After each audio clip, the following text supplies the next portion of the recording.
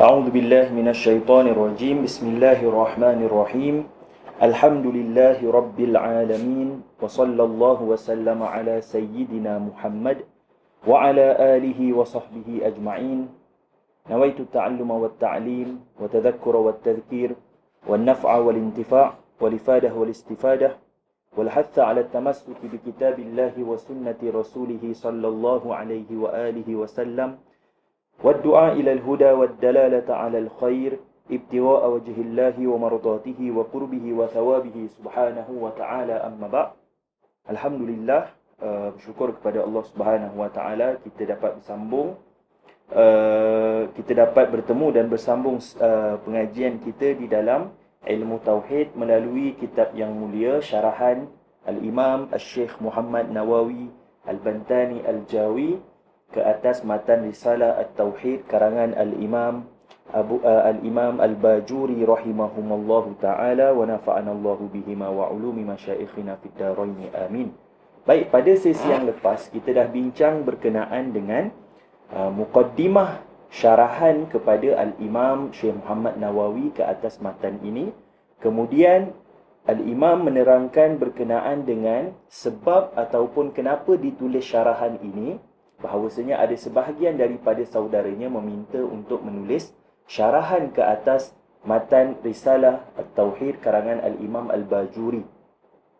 Kemudian kita dah jelaskan juga ataupun Al-Imam Syekh Muhammad Nawawi Al-Bantani menjelaskan apa yang diterangkan oleh Al-Imam Al-Bajuri berkenaan dengan maudhu' ataupun isi kandungan bagi kitab ini, iaitu perkara berkait dengan perkara berkait dengan Allah Ta'ala daripada sifatnya yang wajib, yang mustahil dan juga yang harus. Kemudian pada zat Nabi ataupun zat Rasul alaihi wassalatu wassalam, pada yang wajib, mustahil dan yang harus juga. Kemudian tambahan pada akhir kitab ini adalah perbahasan berkenaan dengan semua perkara yang berkait dengan Nabi sallallahu alaihi wasallam. Dan seperti mana yang kita bincang, kitab ini tidak merangkumi semua perbahasan berkenaan dengan ilmu tauhid. Ditinggalkan perbahasan berkenaan dengan sam'iyat, mungkin kerana apa yang kita sebutkan sebelum ini, bahawasanya Al-Imam Al-Bajuri ingin meringkaskan kitab ini kerana ianya lebih kepada permulaan untuk para pelajar mengenali ilmu tauhid.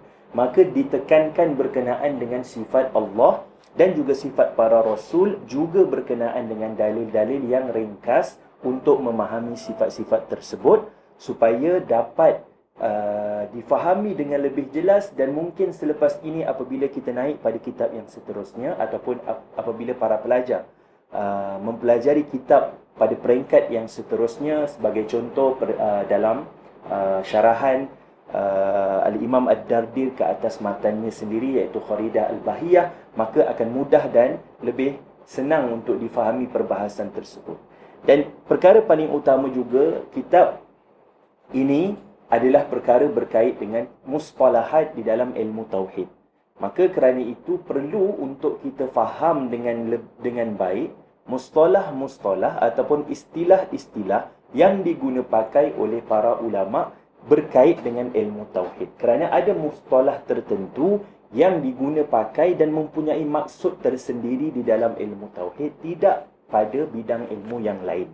Maka tahdid mustalahat adalah satu perkara yang sangat penting yang perlu dikuasai oleh para pelajar, terutamanya pada peringkat mubtadi', supaya apabila naik kitab seterusnya mudah untuk memahami perbincangan yang lebih luas dan juga perbahasan yang lebih besar pada perbincangan berkenaan dengan ilmu tauhid ataupun ilmu kalam. Maka perbahasan paling penting tahdid mustalahat. Kerana itu Al-Imam Al-Bajuri meraihkan perkara tersebut pada setiap ta'rif, pada setiap sifat Allah Subhanahu wa taala, juga pada setiap perkara berkait dengan perbahasan ilmu tauhid ini didatangkan ta'rif, kemudian didatangkan dalil kepada perkara tersebut. Jadi itu perkara paling penting. Yang pertama, kita kena tahdid mustalahat. Penggunaan istilah diguna pakai dalam ilmu tauhid mungkin tidak sama dengan penggunaannya dalam ilmu yang lain. Baik. Kemudian kita berhenti pada kemudian selepas itu Al-Imam Syekh Muhammad Nawawi Al-Bantani menjelaskan berkenaan dengan aksam hukum akal berkenaan dengan pembahagian hukum akal. Secara umum, ahkam itu terbahagi kepada 3. Ada ahkam syar'i, ada ahkam akli dan juga ada ahkam adi ataupun urufi. Jadi ada 3 pembahagian. Tetapi kita khususkan perbincangan kita kepada aksam hukum akal kerana kita kerana perbahasan itu diguna pakai dalam perbincangan ilmu tauhid. Seperti mana yang disebutkan oleh Al-Imam Ad-Dardi di dalam Kharidah Al-Bahiyah, wa aqsamu hukmi aqli la mahalah hiya al-wujubu thumma al-istihalah thumma al-jawazu salisul aqsami fafham munihta ladzatal afham. Jadi aksam hukum akal itu ada 3 dan kita dah bincang secara ringkas. Al-Imam Syekh Muhammad Nawawi Al-Bantani mendatangkan ta'rif, kemudian mendatangkan contoh, dan di sana ada isyarat bahawasanya setiap daripada pembahagian hukum akal terbahagi kepada 2. Yang pertama nazari dan yang kedua daruri. Nazari bererti apa? Perkara yang ma yahtaj ila ta'ammulin wa fikrin wa nazarin. Perkara yang perlu kepada istidlal, perkara yang perlu kepada ta'ammul, perlu kepada tafkir, iaitu tartib umur ma'lum lil wusul ila al-majhul. Menyusun maklumat yang kita ada untuk sampai pada perkara yang majhul. Jadi ada perkara-perkara yang nazari dan ada perkara yang daruri yang tidak perlu kepada, yang tidak berhajat kepada istidlal. Hanya secara spontan difahami perkara tersebut. Jadi sebagai contoh, kita laju sedikit untuk kita revision sikit kan. Fal wajibu huwa alladhi la yumkinu adamuhu. Kata Imam Syekh Muhammad Nawawi Al-Bantani, wajib itu adalah apa yang tidak mungkin tiada. Berarti apa? Yang mesti ada. Kerana itu didatangkan dalam takrif yang lain, sebagai contoh seperti Al-Imam As-Sanusi di dalam Muqaddimat Sanusiyah menyebutkan al-wajibu huwal ma la yutasawwaru fil aqli adamuhu. Apa yang tak tergambar dekat akal akan ketiadaannya. Berarti apa? Mesti ada. Jadi wajib mesti ada. Kemudian didatangkan contoh kadzatihi ta'ala. Dan untuk faham ataupun perkara berkait dengan zat Allah Ta'ala perlu kepada istidlal dan juga nazar. Maka ianya adalah aksam wajib yang daruri. Jadi wajib ada daruri. Kemudian didatangkan contoh yang kedua, wa tahayyuzi lil jirmi. Dan mengambil sifat, mengambil ruang bagi jirim, iaitu bagi sesuatu yang hadis, iaitu sesuatu yang berbentuk jisim ataupun jirim. Maka perlu berhajat kepada ruang. Maka ini perkara yang daruri. Semua faham bahawasanya semua perkara yang ada jisim, yang ada timbangan, yang ada bentuk, yang ada kita panggil wazn ataupun berat, semua itu akan mengambil ruang. Bukti dia apa? Kalaulah perkara-perkara jirim ini tidak boleh mengambil ruang, maka kita boleh masukkan 100 orang dalam satu kotak yang kecil. Kerana apa? Kerana sifatnya tidak boleh menerima ruang ataupun mengambil ruang. Maka di situ itu perkara yang mustahil berlaku dan difahami secara spontan. Maka perkara itu wajib yang akli. Wajib akli. Baik. Kemudian didatangkan yang seterusnya, aksam hukum akal yang kedua, wal mustahilu huwa alladhi la yumkinu wujuduhu. Mustahil pula yang tidak mungkin wujud. Berarti apa? Mesti tiada. Kerana itu, Al-Imam As-Sanusi datangkan ta'rif pada mustahil menyebutkan ma la yutasawwaru fil aqli wujuduhu. Apa yang tak tergambar dekat akal akan wujudnya. Maknanya apa? Tidak boleh wujud. Ataupun tidak mungkin wujud. Mesti tiada. Itu makna la yumkin wujuduhu. Kemudian didatangkan contoh juga mengikut isyarat kepada pembahagian bagi mustahil kepada nazari dan juga daruri. Apa yang dikatakan kasyariki lillahi, maka itu perkara yang nazari, perlu kepada ta'amul, perlu kepada istidlal, seperti mana nanti yang didatangkan dalam perbahasan sifat wahdaniyah berkenaan dengan burhan tamanuh dan juga burhan tawarud. Nanti kita akan sampai pada perbahasan tersebut. Wa khuluwil jirmi anil harakati wasukun, dan kosongnya jirim itu daripada berhenti dan bergerak. Sifat berhenti dan bergerak itu adalah perkara yang mesti ada pada perkara-perkara berbentuk jirim ataupun perkara-perkara yang hadis. Mesti ada sifat berhenti dan sifat bergerak. Kalau tidak berhenti, maka dia bergerak. Kalau tidak bergerak, maka dia berhenti. Sebagai contoh, kalaulah kita kata daripada asal kejadian dia memang tidak bergerak. Contoh kita kata. Tapi Kita kata apa? Dia boleh bergerak bil quwwah. Ataupun contoh asal kejadian memang bergerak. Kita tak pernah nampak dia berhenti. Tetapi boleh dia menerima berhenti. Dan boleh dia menerima berhenti bil quwwati. Iaitu dengan cara ataupun ada kita panggil ada possibility. Apa maksud possibility bahasa Melayu? Ada potensi untuk dia berhenti. Ada potensi untuk dia berhenti walaupun dia tidak berhenti. Sebagai contoh, kita bagi contohlah. Contohnya bumi ni tak pernah berhenti berpusing. Tak pernah berhenti berputar. Bumi ni berputar, tidak pernah berhenti. Tetapi boleh tak menerima berhenti? Boleh.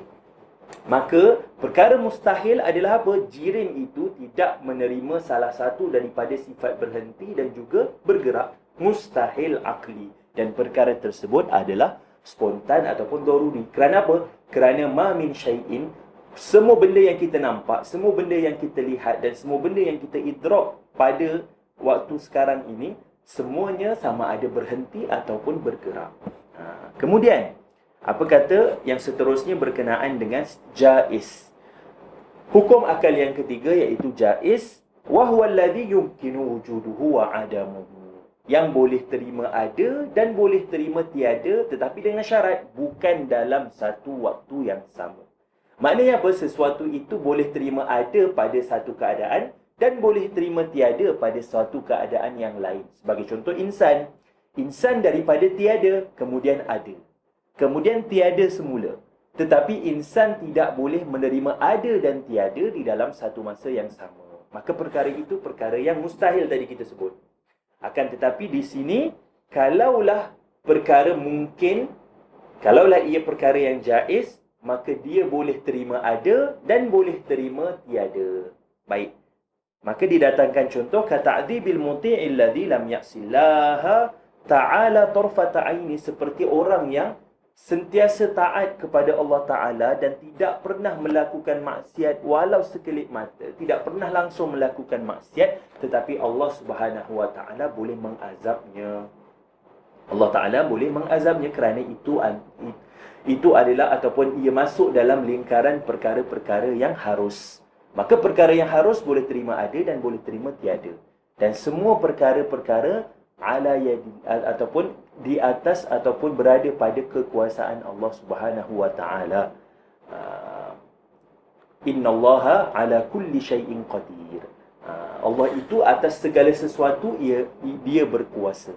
Maka segala perkara mungkinat, selagi mana dia adalah perkara mungkinat, maka dia duduk bawah kekuasaan Allah Ta'ala pada sifat kudrahnya. Dan nanti bila kita masuk pada sifat kudrah itu adalah sifat mengadakan dan mentiadakan.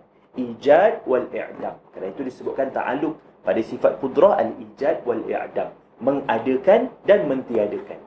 Baik, maka kalaulah orang itu orang yang taat kepada Allah Ta'ala, tidak melakukan maksiat langsung, tidak pernah melakukan maksiat, maka Allah Subhanahu Wa Ta'ala boleh untuk mengazabnya. Walaupun tidak pernah melakukan maksiat, tetapi ia duduk pada lingkaran perkara-perkara yang harus, maka boleh menerima ada dan boleh menerima tiada. Baik, kemudian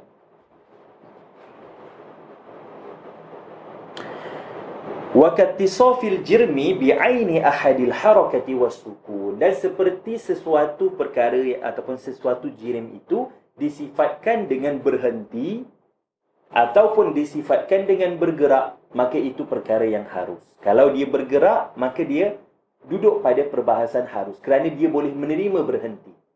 Walaupun dia sekarang tengah bergerak, tapi dalam masa yang sama dia boleh menerima berhenti. Maka bergerak dalam keadaan dia bergerak itu duduk dalam lingkaran perkara yang harus, perkara yang jaiz.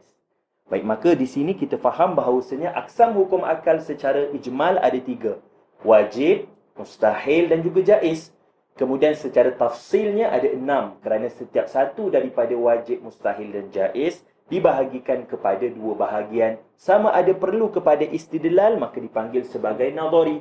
Kalau tidak perlu kepada istidlal dalil dan juga nazar, maka dipanggil sebagai daruri.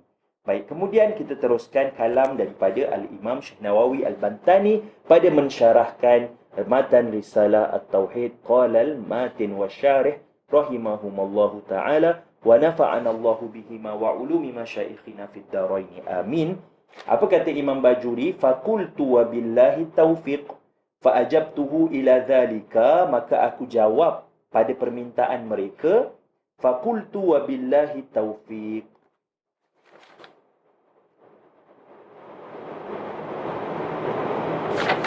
Fakultu wabillahi taufik. Maka aku berkata dan dengan Allah aku memohon taufik, iaitu memohon supaya Allah Ta'ala membimbing supaya apa yang disyarahkan ini semuanya berlega ataupun duduk dalam ketaatan, bukan dalam kemaksiatan.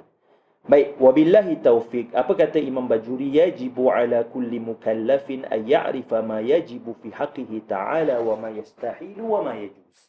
Baik, kita masuk pada masalah pertama. Al-mas'alatul ula min masail 10.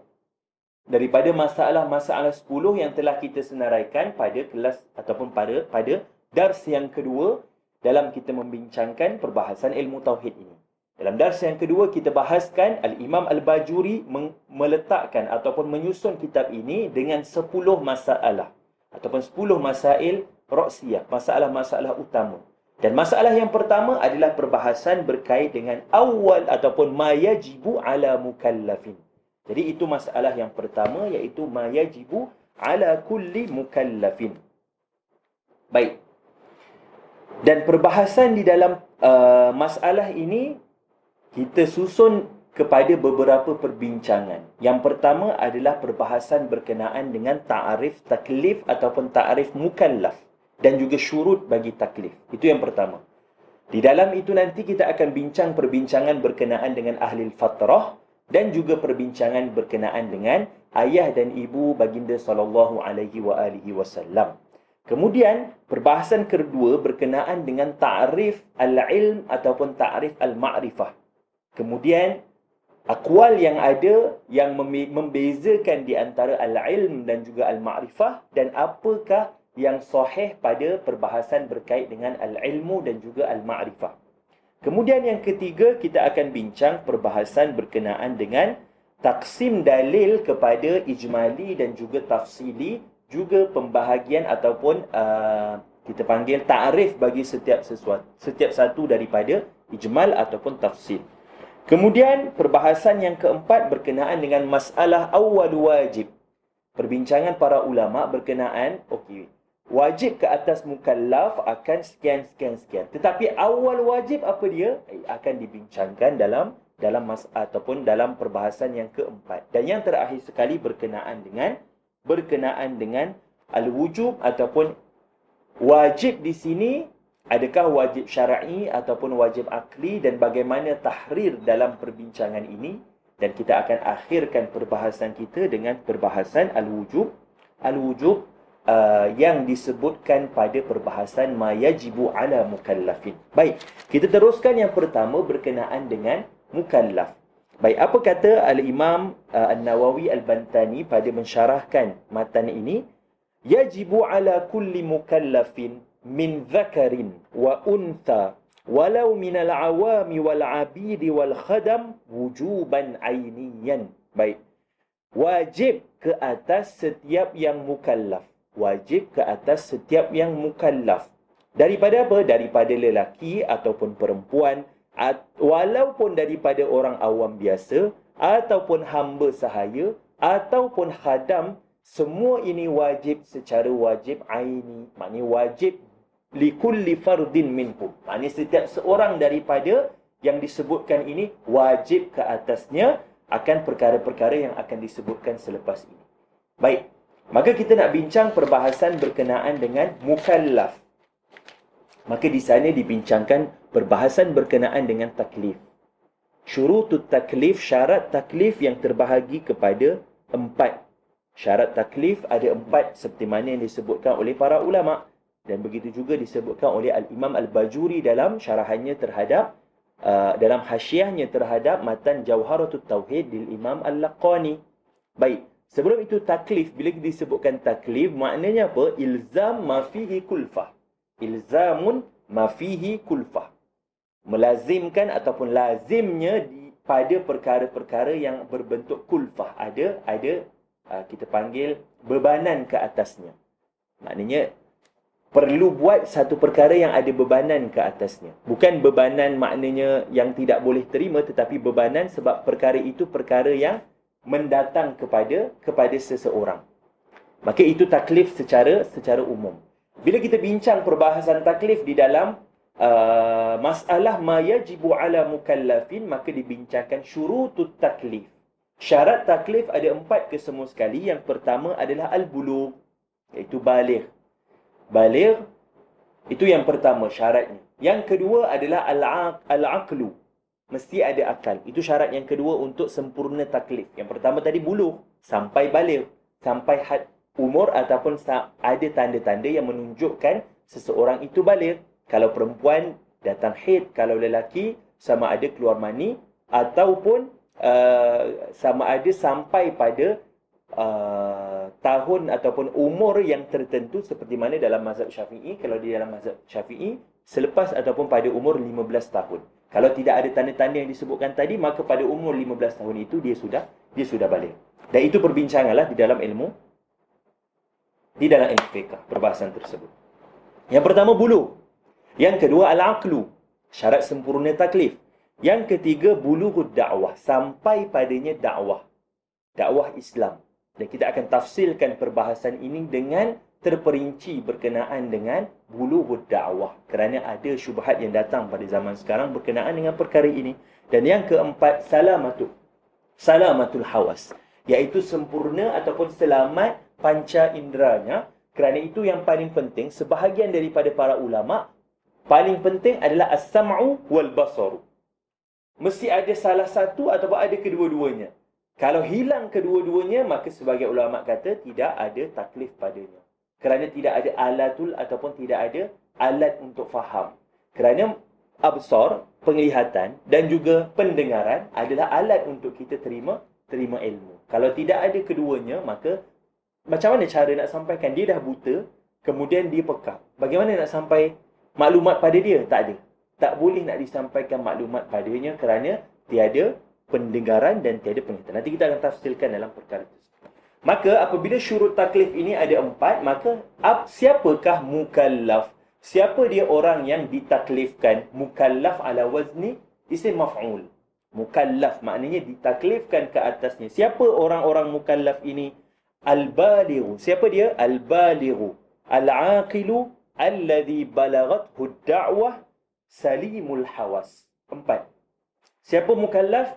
Orang yang baligh dan lagi berakal, yang sampai kepadanya dakwah dan selamat panca inderanya.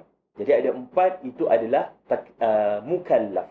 Mukallaf ada 4 sekali. Saya ulang semula. Al-balighul aqilu alladhi balaghathu ad-da'wah salimul hawas. Orang yang baligh, yang berakal, yang sampai padanya dakwah dan sempurna ataupun selamat panca inderanya daripada kecacatan. Baik, maka ini adalah mukallaf, dan ini adalah mukallaf bagi insan. Bagi insan mesti baligh, akil, balaghathu da'wah dan salimul hawas. Ini 4. Untuk siapa? Untuk insan. Akan tetapi kalau jin, jin mereka mukallaf juga, kerana jin juga mukallaf. Jin juga ditaklifkan ke atas ahkam syar'iyah dan juga hukum-hukum yang lain. Tetapi jin mukallaf min aslil khilqah, ataupun daripada awal khilqah, daripada asal kejadiannya. Maknanya apa? Tidak ada syarat baligh pada jin. Jin awal-awal kejadian dan penciptaannya, dia sudah ditaklifkan dengan ahkam syar'iyah dan sebagainya. Dapat? Jadi beza antara insan dengan jin, kalau insan perlu kepada had baligh, perlu sampai pada baligh. Nanti kita akan bincangkan perkara tersebut. Kenapa baligh ini perlu dan apa alaqahnya dengan akal. Kemudian, kalau jin tidak perlu kepada baligh, hanya perlu ataupun hanya yang selebihnya, dan daripada asal kejadian dan penciptaan jin, ia sudah ditaklifkan. Maknanya lahir-lahir sudah taklif. Tidak ada sampai had baligh. Maka apabila disebutkan al-baligh, maka kanak-kanak ataupun bayi tidak termasuk pada had mukallaf. Kerana apa? Kerana dia belum balik. Kerana dia belum balik. Dan kalau dia mati, sebelum daripada dia balik, dia masuk syurga. Walaupun daripada aulad kufar, daripada anak-anak orang kafir, kalau belum sampai had balignya dia, maka dia tetap mati. Kalau dia mati, maka dia masuk syurga. Kerana itu yang disebutkan oleh Al-Imam Al-Bajuri di dalam Hasyiah Al-Bajuri ala Jawharatut Tauhid, menyebutkan bahawasanya as-sabiyyu kharaja bil balighi, terkeluar daripada syarat baligh ini as-sabi, kanak-kanak ataupun bayi. Faman mata qabla al-bulugh, siapa yang mati sebelum baligh, fahuwa najin, maka dia itu berjaya, tidak diazab ataupun tidak disoal nanti di hari akhirat atas apa yang dilakukan. Walau min auladil kuffar, walaupun dia daripada anak-anak orang kafir, tetap dia najin kerana belum sampai pada had baligh. Dan bila belum sampai, maka laisa mukallafan, dia bukan orang yang ditaklifkan, maka tiada dosa padanya apabila dia melakukan perkara-perkara yang bertentangan dengan syarak. Kemudian yang kedua, kharaja bil aqil. Bila disebutkan al-balighu wal aqilu, al-aqilu, yang baligh dan yang berakal, ataupun yang baligh lagi berakal, maka terkeluar daripada qaid al-aqil al-majnun, orang yang gila. Dan begitu juga orang yang mabuk ataupun orang yang hilang akalnya ataupun mabuk tetapi bukan sengaja, ghair muta'addi. Bukan dia sengaja dia nak mabuk. Kalau dia minum arak, dia mabuk, itu sengaja. Maka kalau mabuk itu sengaja, maka berhajat kepada apa? Berhajat kepada dia tetap duduk dalam lingkungan taklif. Dan kalau dia mati dalam keadaan itu, maka dia akan dihisab ataupun dia akan dipersoal akan perkara tersebut.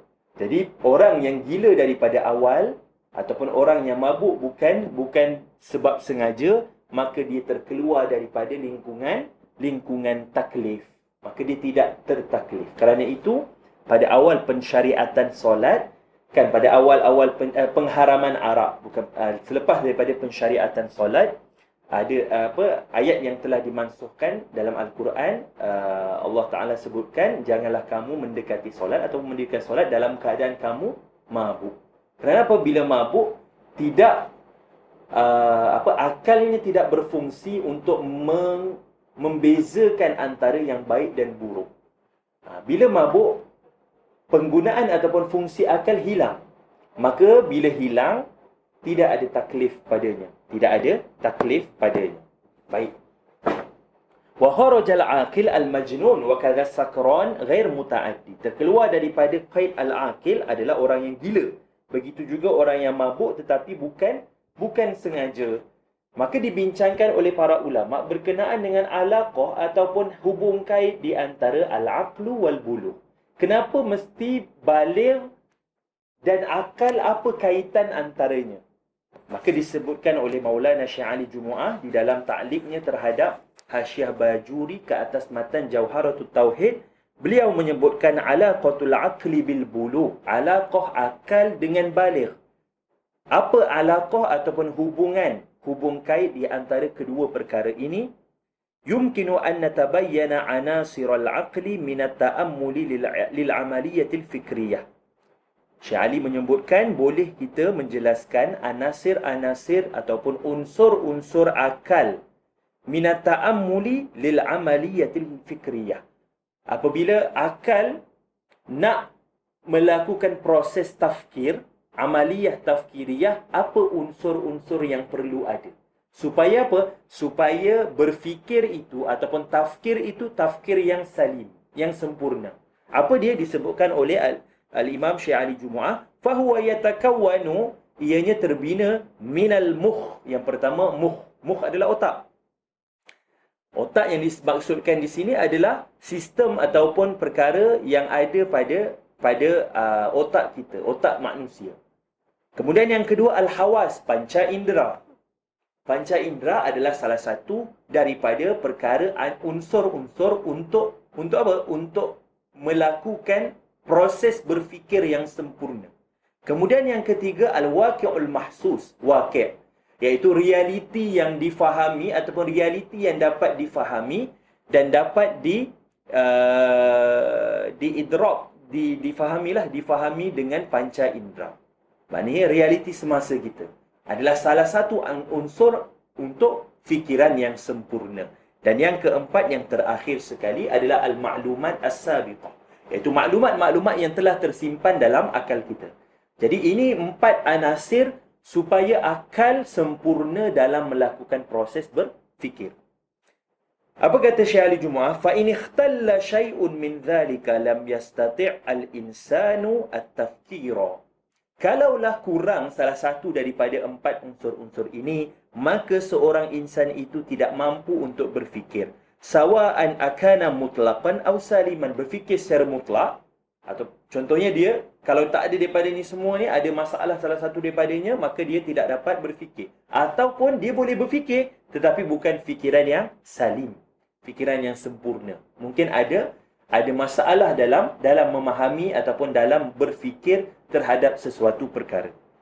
Kemudian apa kata Syekh Ali Jumu'ah? Fa idza tawafarat hadhihi al-arba'ah kana al-insanu aqlan, kana insanu aqilan. Kalaulah sempurna 4 perkara ini, maknanya kalaulah ada 4 perkara ini daripada hawas, al-waqi', al-mahsus dan juga al-ma'lumat as-sabiqah, fakana al-insanu aqilan, maka dia adalah insan yang berakal. Maka perlu kepada 4 unsur yang disebutkan tadi. Wa tiflul ladzi tasilu ma'lumatihi sabiqata al-qa'imata fi dhihnihi ila mustawa muayyan yastati'u an tariqihi rabtal ma'lumati wa ayyasila ila majahila summiya tiflan mumayyizan. Dan kalaulah kanak-kanak yang ada padanya maklumat-maklumat sebelum ini dekat akal dia, sampailah kepada suatu peringkat yang tertentu, dia mampu untuk berfikir ataupun dia mampu untuk sampai kepada benda yang dia tak tahu. Maknanya dia berfikir dan dia boleh melakukan amaliyah fikriyah dan dia boleh tahu perkara yang dia tidak tahu sebelumnya dengan maklumat-maklumat yang ada dekat dalam akal dia. Kerana itu kanak-kanak dia disimpan maklumat dekat dalam akal dia. Melalui apa? Melalui tajribah yang dibuat. Kanak-kanak dia akan buat tajribah, dia akan melakukan sesuatu kerana itu dia nak buat satu perkara. Dia selagi dia tidak tahu, dia akan buat. Itu tabiat seorang kanak-kanak. Kenapa? Kerana bila dia buat dan ada natijah, dia simpan perkara itu dekat dalam akal dia. Contoh bila dia pegang, contoh dia bila dia pegang periuk panas. Dia rasa panas dan dia lari ataupun dia mengelak daripada kena periuk tersebut. Jadi dia simpan dalam akal, kalau periuk kena api ataupun ada dekat atas dapur, dia panas. Jadi dia simpan maklumat tu dekat akal. Dan maklumat-maklumat ini dia simpan sampai satu tahap, dia boleh beza antara perkara yang baik ataupun perkara yang buruk. Maka di situ dia, selagi mana tak sampai pada had balik, tidak ada tanda-tanda balik, dia tetap kanak-kanak tetapi dia mumayyiz. Itu kita panggil mumayyiz. Kerana itu antara yang disebutkan di dalam kitab-kitab fiqh, antara dobit bagi seseorang itu mumayyiz, kanak-kanak itu mumayyiz, boleh membezakan di antara at-tamru wal hajar. Kan? Boleh bezakan antara tamar dan juga batu. Kalau kita bagi batu pun dia masuk mulut, maknanya waktu tu dia belum mumayyiz lagi. Tapi kalau dia mampu membezakan kedua perkara tersebut, maka akalnya telah berfungsi dan ada maklumat yang telah disimpan di dalam akal. Fahuwa ma'ahu qadrun minal aqli yazdad bimururil waqti. Maka dia ada kadar untuk dia ataupun dia ada kemampuan pada akal dia untuk berfikir dan dia akan lebih matang dengan peredaran zaman. Berlalu zaman sampai suatu waktu akal dia akan sempurna. Wa kamalul aqli, apa kata Syekh Ali Jumu'ah, wa kamalul aqli innama yakunu indal bulugh. Dan sempurnanya akal itu ketika mana dia baligh, sampai kepada had baligh. Lianna dukhul al-insani fi at-tajribati al-jinsiyah yudhifu ilaihi ma'lumatin jadidah tata'allaku bihal ahkam at-taklifiyah. Kerana dengan dia seseorang manusia itu sampai pada had baligh, maka dia telah masuk pada tajribah jinsiyah, iaitu kita panggil eksperimen ataupun kita panggil perkara-perkara yang dah dicuba sepanjang hayatnya sampai kepada had bulugh itu, perkara itu menambahkan lagi maklumat-maklumat yang baru yang sampai padanya antaranya perkara-perkara yang berkait dengan ahkam taklifiyah. Maka ketika itu wabiha tatimul ma'lumatis sabiqah, maka dengan itu sempurnalah maklumat-maklumat sebelumnya, al-maklumatus sabiqah, fayatimul aqlu, maka sempurnalah akal, fayukallaful insan, maka ditaklifkan insan tersebut kerana telah sempurna akalnya. Jadi itu adalah alaqah antara al-bulugh dan juga al-aqlu, antara baligh dan juga akal. Kenapa sentiasa disertakan pada syarat taklif? Kenapa perlu disertakan keduanya pada syarat taklif?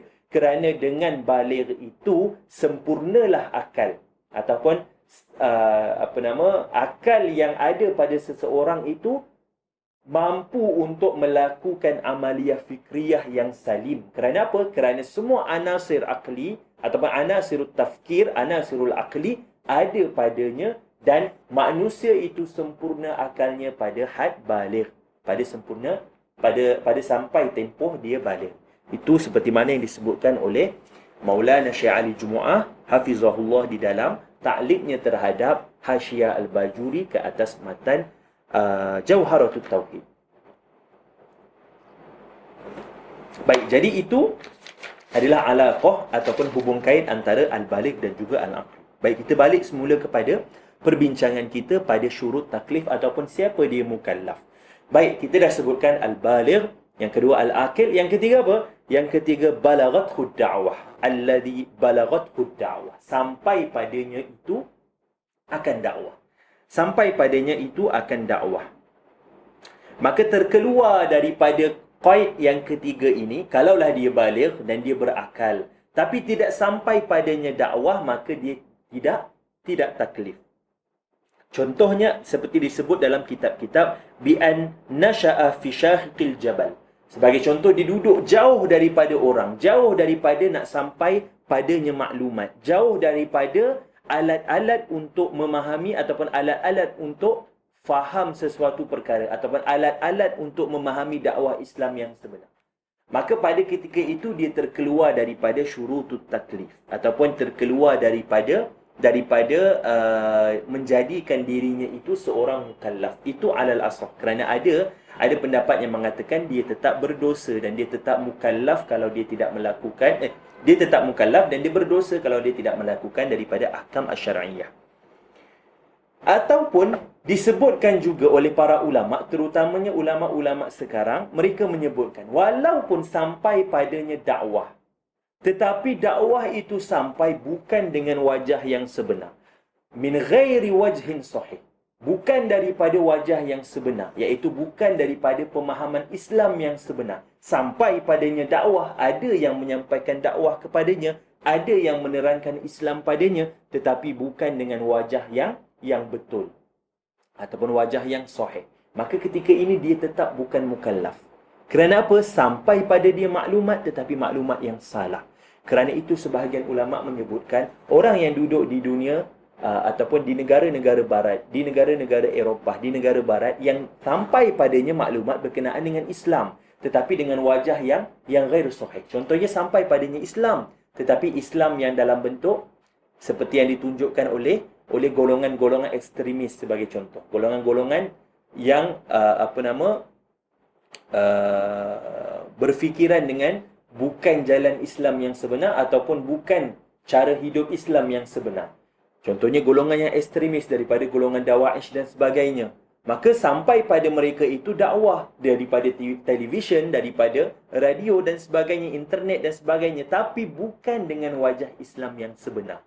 Maka sebahagian ulama ada menyebutkan, hatta Syekhul Azhar, Syekh Shaltut pernah menyebutkan bahawasanya mereka itu dihukumkan sebagai ahlul fatrah. Nanti kita akan masuk dalam perbincangan ahlul fatrah. Kenapa? Kerana walaupun sampai pada mereka itu maklumat ataupun dakwah Islam, tetapi bukan dengan wajah yang sebenar.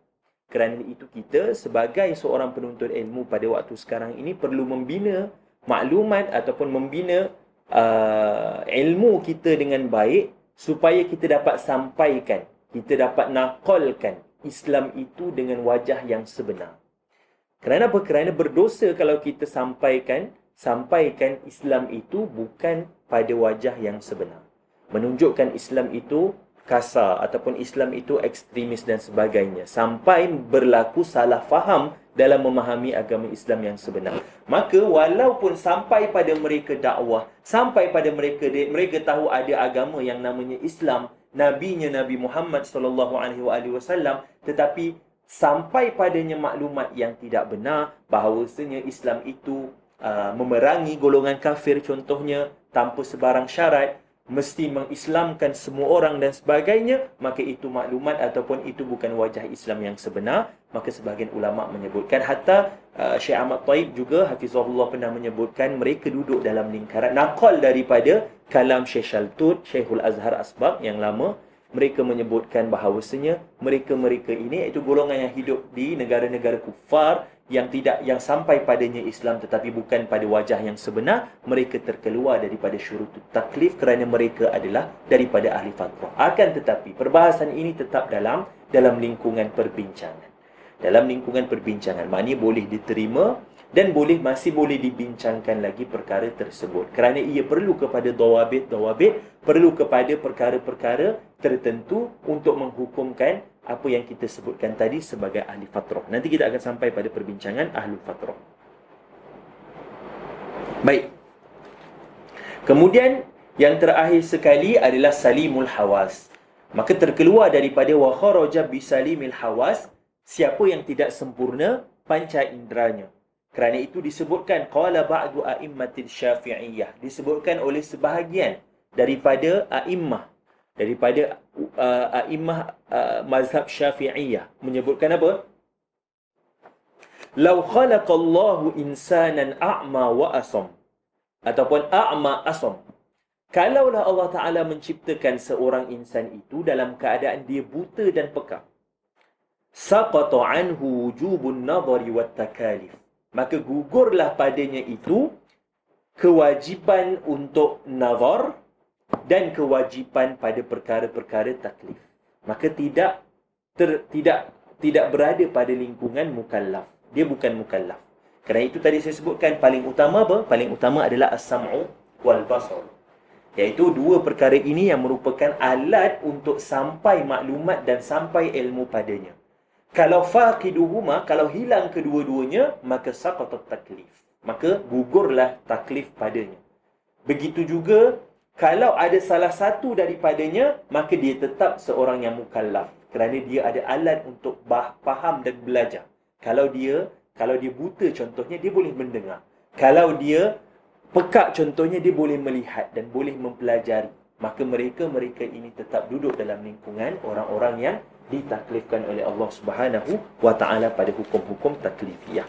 Baik, maka bila kita dah faham dan kita dah jelas siapa dia mukallaf, iaitu al-balighul aqilu balaghathu da'wah ala wajhin sahih, kita tambah sikit ala wajhin sahih ataupun ala wajhin sahihatin, salimul hawas. Yang keempat, sempurna panca inderanya. Maka bila kita tahu perkara ini, maka kita fahamlah bahawasanya ahli fatrah, yang disebut sebagai ahli fatrah, mereka semua najun, mereka semua berjaya, iaitu mereka semua tidak tertaklif pada ahkam at-taklifiyah, pada hukum-hukum berkait dengan orang yang mukallaf.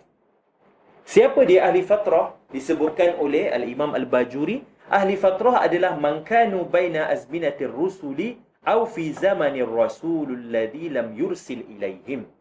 Mereka semua adalah mereka yang hidup pada zaman di antara rasul-rasul. Maknanya apa? Dia hidup pada zaman yang tidak ada rasul. Rasul telah meninggal atau rasul telah wafat, dan dia hidup pada zaman rasul wafat, kemudian belum ada rasul yang diutuskan lagi. Maknanya di antara baina rasulaini, antara dua rasul ataupun baina azminati, antara zaman dua rasul, itu yang dipanggil sebagai ahli fatrah.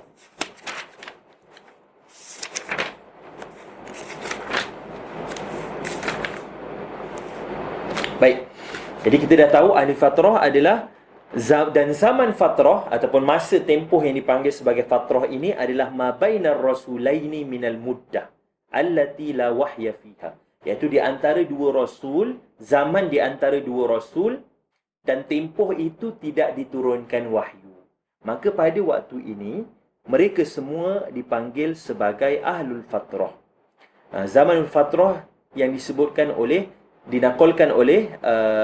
dinakalkan daripada Al-Imam Ibn Hajar Al-Asqalani dalam Fathul Bari menyebutkan zamanul fatrah wa ma bainar rasulaini minal muddati allati la wahya fiha, iaitu zaman di antara dua rasul daripada tempoh itu tidak ada penurunan wahyu. Maka mereka yang hidup pada zaman ini dipanggil sebagai ahlul fatrah. Dan mereka semua berjaya. Najun disebut sebagai hum najuna. Maksudnya najuna min dukhulin nar. Dan najuna minal hisab. Mereka ini tidak dihisab dan tidak dimasukkan ke dalam neraka dan tidak diazab. Kenapa? Kerana mereka tidak sempurna syurut taklif padanya. Kerana apa? Kerana tidak sampai padanya dakwah. Tidak ada wahyu padanya. Tidak sampai padanya dakwah. Maka mereka semua berjaya sehingga disebutkan dalam sebahagian kitab wa in abadul asnam, walaupun mereka menyembah berhala pada ketika itu tetapi tidak sampai padanya dakwah, mereka tetap sebagai seorang ahlul fatrah, duduk dalam lingkungan ahlul fatrah, dan ahlul fatrah semuanya najun mengikut apa yang disebutkan oleh Allah Subhanahu wa taala, wa ma kunna mu'adzibina hatta nab'atha rasula. Wa ma kunna mu'adzibina, tidaklah kami mengazab hatta nab'atha rasula, sehingga kami mengutuskan rasul padanya untuk menerangkan Islam atau menerangkan agama Allah Taala dengan fahaman yang sebenar. Maka mereka ini termasuk dalam golongan ahlul fatrah. Tetapi sebahagian menyebutkan warid ada dalam hadis Nabi menyebutkan sebahagian daripada golongan-golongan ahlul fatrah ini masuk ke dalam neraka, sebagai contoh Umrul Qais ataupun Hatim At-Ta'i. Ini antara yang disebutkan oleh Nabi SAW yang warid di dalam hadis bahawasanya mereka masuk ke dalam neraka. Jadi bagaimana kita nak faham? Jadi ada ahlul fatrah yang masuk ke dalam neraka. Maka disebutkan oleh para ulama bahawasanya hadis ini semua sanadnya adalah ahad. Hadis ini sanadnya ahad. Bercanggah dengan apa yang qat'i, iaitu kerana kalau hadis ahad dari segi sabitnya, dari segi wurudnya zanni. Dari segi wurudnya zanni kerana dia ahad. Al-Quran dari segi wurudnya qat'i. Dan kalau kita lihat hadis yang menyatakan bahawasanya ada hadis-hadis yang mengatakan tentang sebahagian, Nabi menyebutkan sebahagian daripada golongan ahlul fatrah ini masuk ke neraka, sebagai contoh Umrul Qais, kemudian Hatim At-Ta'i, dan sebahagian daripada ayah-ayah para sahabat yang ada pada zaman Nabi SAW. Dan apabila ditanya kepada Nabi, Nabi kata mereka di dalam neraka. Warid hadis tersebut, tetapi hadis-hadis ini semuanya ahad dan bercanggah dengan sahih ataupun bercanggah dengan yang qat'i, iaitu Al-Quran. Allah Ta'ala sebut secara sharih, wa ma kunna mu'adzibina hatta nab'atha rasula. Maka disebutkan oleh sebahagian ulama bahawasanya apa yang berlaku ataupun apa yang disebutkan di dalam hadis itu secara khusus, maka itu adalah hukum khas bagi nama-nama yang disebutkan oleh Nabi. Mungkin ada sebab-sebab lain yang menyebabkan dia masuk ke dalam neraka yang hanya diketahui oleh Allah Subhanahu wa taala dan oleh Nabi sallallahu alaihi wasallam. Dapat? Jadi dia bukan hukum secara umum tetapi khusus kepada nama-nama yang Nabi sebutkan, dan mungkin mereka masuk ke dalam neraka, kita ihtimalkan perkara tersebut, mereka masuk ke dalam neraka dengan sebab-sebab khusus yang tertentu yang hanya diketahui oleh Allah Subhanahu wa taala. Maka tetap ahlul fatrah najuna. Ahli-ahli fatrah tetap berjaya, iaitu tetap tidak duduk dalam lingkungan golongan yang mukallaf. Maka apabila kita sudah terima bahawasanya ahli fatrah ini adalah golongan yang mana hidup pada zaman di antara dua nabi, yang mana pada tempoh bukan nabi, rasul, hidup pada dua zaman rasul, antara dua zaman rasul, dan tidak sampai ataupun tidak diturunkan pada waktu itu wahyu, kerana tidak ada rasul padanya, maka mereka adalah ahlul fatrah, dan ahlul fatrah najuna. Dan itu pendapat yang rajih daripada kalangan para ulama. Maka kita pergi kepada peringkat seterusnya apabila kita sabitkan bahawasanya ahlul fatrah ini najun dengan dalil-dalil yang qat'i yang kita sebutkan tadi. Sebagai contoh, dalil dalam Al-Quran Allah menyebutkan wa ma kunna mu'adzibina hatta nab'atha rasula. Itu dalil yang paling kuat untuk mengisbatkan bahawasanya ahlul fatrah ini adalah golongan yang berjaya. Maka difahami daripada sihat itu bahawasanya ayah dan ibunya Nabi SAW juga adalah ahlul fatrah, dan mereka juga berjaya dan tidak dimasukkan ke dalam neraka. Kerana ini syubhat yang berlaku pada hari ini, dan bukan pada hari ini saja, daripada dulu sampailah sekarang, bahawasanya ada yang berani menyebutkan bahawasanya ayah dan ibunya baginda SAW mati dalam keadaan kekufuran dan masuk ke dalam neraka. Sedangkan tidak ada satu pun sanad yang warid ataupun sanad yang kita panggil sahih yang mengisbatkan bahawasanya ayah dan ibunya Nabi sujud kepada berhala ataupun mensyirikkan Allah Subhanahu wa taala. Tidak ada. Bahkan yang ada adalah isyarat kepada mereka ini hidup dengan syariatnya Sayyidina Ibrahim alaihi salam. Mereka itu hidup dengan syariat-syariat Nabi Ibrahim alaihi salam. Kerana Nabi Ibrahim alaihi salam adalah Abul Arab. Susul galur Arab itu daripada Sayyidina Ibrahim alaihi salam. Baik. Maka bila kita tahu bahawasanya ahli fatrah itu najun, maka difahamilah bahawasanya anna abawaihin Nabi sallallahu alaihi wa alihi wasallam najiyani, berjaya juga, iaitu masuk ke dalam syurga dan duduk dalam golongan ahlul fatrah. Likauniha min ahlil fatrah, kerana mereka semua adalah daripada ahli fatrah. Bahkan ini disebut oleh al-Imam Al-Bajuri, bal jami'u abaihi wa ummahatihi najuna. Bahkan seluruh daripada datuk-datuknya Nabi dan juga nenek-nenek Nabi, maknanya semua susu galur yang berkait dengan ayahnya ataupun atuknya, dan juga ibunya, kemudian generasi sebelumnya sampailah kepada Sayyidina Adam alaihissalam, semuanya najuna, semuanya berjaya dan juga semuanya duduk dalam golongan ahlul fatrah. Dapat duduk dalam golongan ahlul fatrah daripada ajdadun Nabi dan juga aba'uhu da ummahatu, iaitu generasi-generasi sebelumnya, dan juga belah ayah, belah mak, dan juga semua yang lahir daripada kita panggil ibu dan ayah, kemudian bersambung sampai kepada Sayyidina Nabi sallallahu alaihi wasallam. Sehingga disebutkan oleh para ulama wa mahkumun bi imanihim, dan dihukumkan sebagai mereka ini semua beriman. Lam yudkhilhum tidak masuk padanya itu kekufuran, wala rijsun, wala aibun, wala syai'un mimma kana alaihi jahiliyah. Tidak ada langsung pada perkara-perkara berkait dengan jahiliyah. Tidak ada. Mereka semua ini najuna, dan mereka itu tidak pernah menyembah berhala. Tidak ada satu pun, sehingga disebutkan oleh para ulama, tidak ada satu pun daripada datuk dan nenek Nabi yang pernah menyembah berhala. Seperti mana yang disebutkan pada ayat Al-Quran, Allah menyebutkan wa taqallubaka fis sajidin. Wa taqallubaka fis sajidin. Allah Ta'ala menyebutkan dalam Al-Quran wa taqallubaka fis sajidin, dan melihat pula perubahan gerak badanmu di antara orang-orang yang sujud.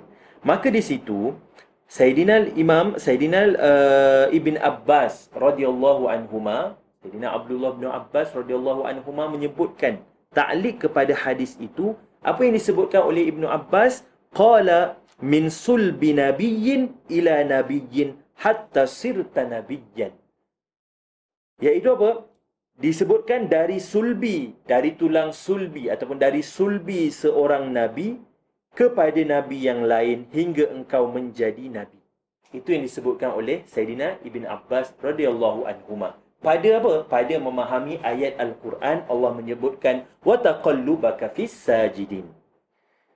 Dan itu ada diriwayatkan di dalam Majma' Zawaid. Majma' Zawaid ada menyebutkan hadis tersebut. Kemudian Al-Imam Al-Alusi juga di dalam tafsirnya Ruhul Ma'ani menyebutkan pada ta'liq ataupun tafsir kepada ayat itu menyebutkan wastadalla bil ayati ala imani abawaihi sallallahu alaihi wasallam kama dhahaba ilaihi kathirun min ajillati ahli sunnati wa ana akhshal kufra ala man yaqula fihima radhiyallahu ta'ala anhuma. Apa kata Imam Alusi? Aku menjadikan ayat ini iaitu wa taqallubaka fis sajidin sebagai dalil atas imannya kedua ayah dan ibunya Nabi sallallahu alaihi wasallam sebagaimana yang dinyatakan oleh banyak daripada tokoh-tokoh besar ahli sunnah wal jamaah. Dan aku mengkhawatiri orang ataupun aku takut dengan mereka yang menyebutkan dan mengatakan kekafiran bagi kedua orang tuanya Nabi sallallahu alaihi wasallam akan jatuh kekufuran kepada mereka. Semoga Allah Ta'ala meridai kedua-dua orang tuanya Nabi. Ini disebutkan di dalam Ruhul Ma'ani oleh Al-Imam Al-Alusi. Tafsir bagi Al-Imam Al-Alusi iaitu tafsir Ruhul Ma'ani. Kemudian disebutkan juga oleh Ibn Ajibah. Disebutkan oleh Ibnu Ajibah, Imam Kibar, antara yang mensyarahkan Hikam Ibn Athaillah As-Sakandari rahimahullah. Menyebutkan apa dalam tafsirnya Bahrul Madid?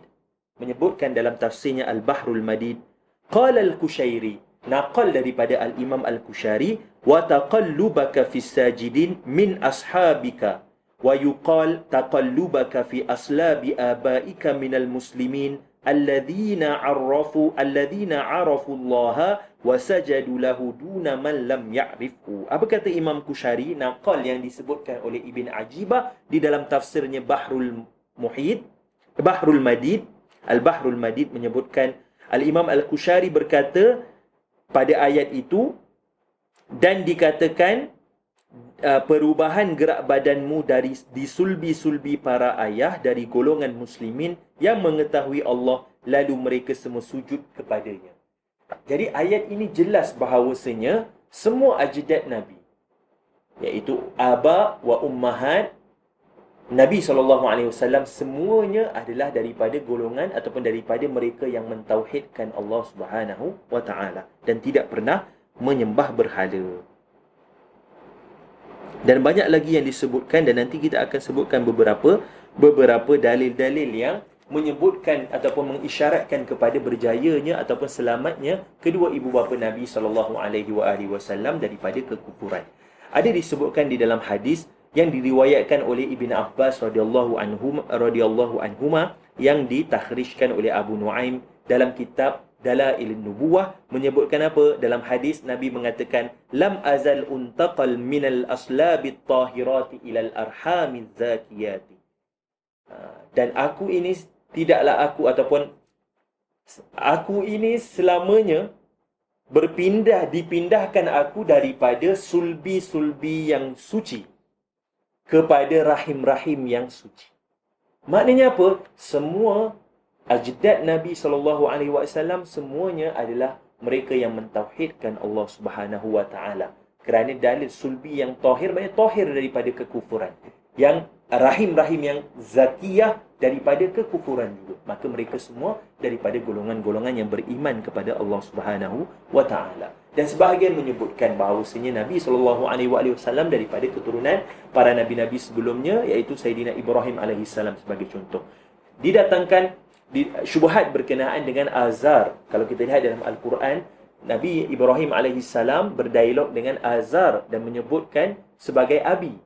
Kan pada ayat wa idh qala Ibrahimu li abihi, dan abihi pada ayat itu siapa? Azar. Azar ini secara tahqiqnya bukan ayah kepada Sayyidina Ibrahim AS, akan tetapi siapa?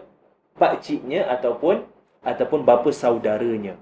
Tetapi kenapa disebutkan abi pada ayat Al-Quran tersebut? Jariyan ala adatil Arab, ikut kepada adat orang Arab yang menyebutkan ammu, iaitu pakcik ataupun bapa saudara dengan gelaran abi.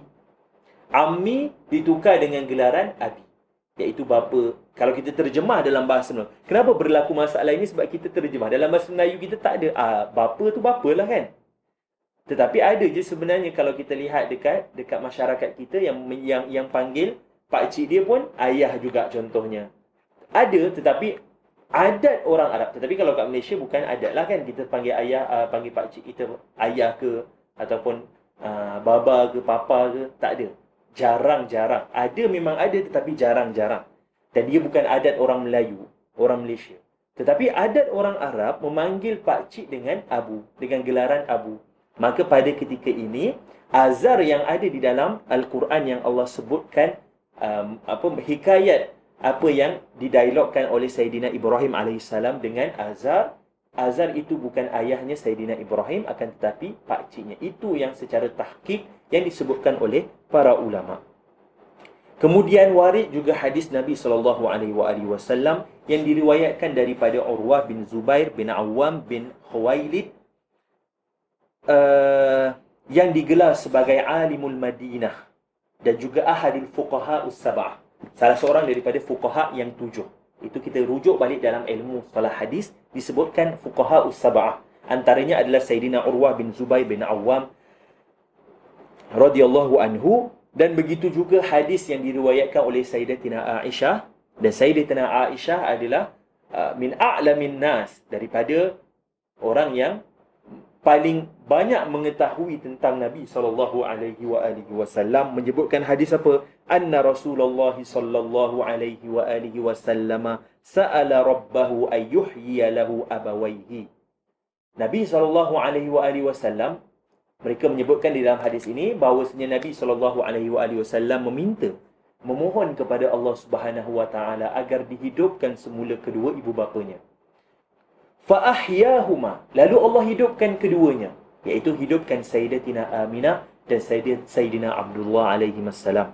Fa'amanna bihi thumma amatahuma, maka keduanya, iaitu Sayyidina Abdullah ayah Nabi dan juga Sayyidatina Aminah ibu kepada Nabi, dihidupkan Allah Ta'ala semula, kemudian mereka beriman kepada Sayyidina Muhammad sallallahu alaihi wasallam, kemudian Allah matikan semula keduanya. Warid hadis ini.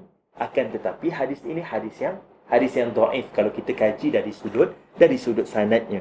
Tetapi di akhrajahu Ibnu Syahin fi Nasikh wal Mansukh. Disebutkan di dalam kitab An-Nasikh wal Mansukh oleh Ibnu Syahin, boleh rujuk pada kitab tersebut.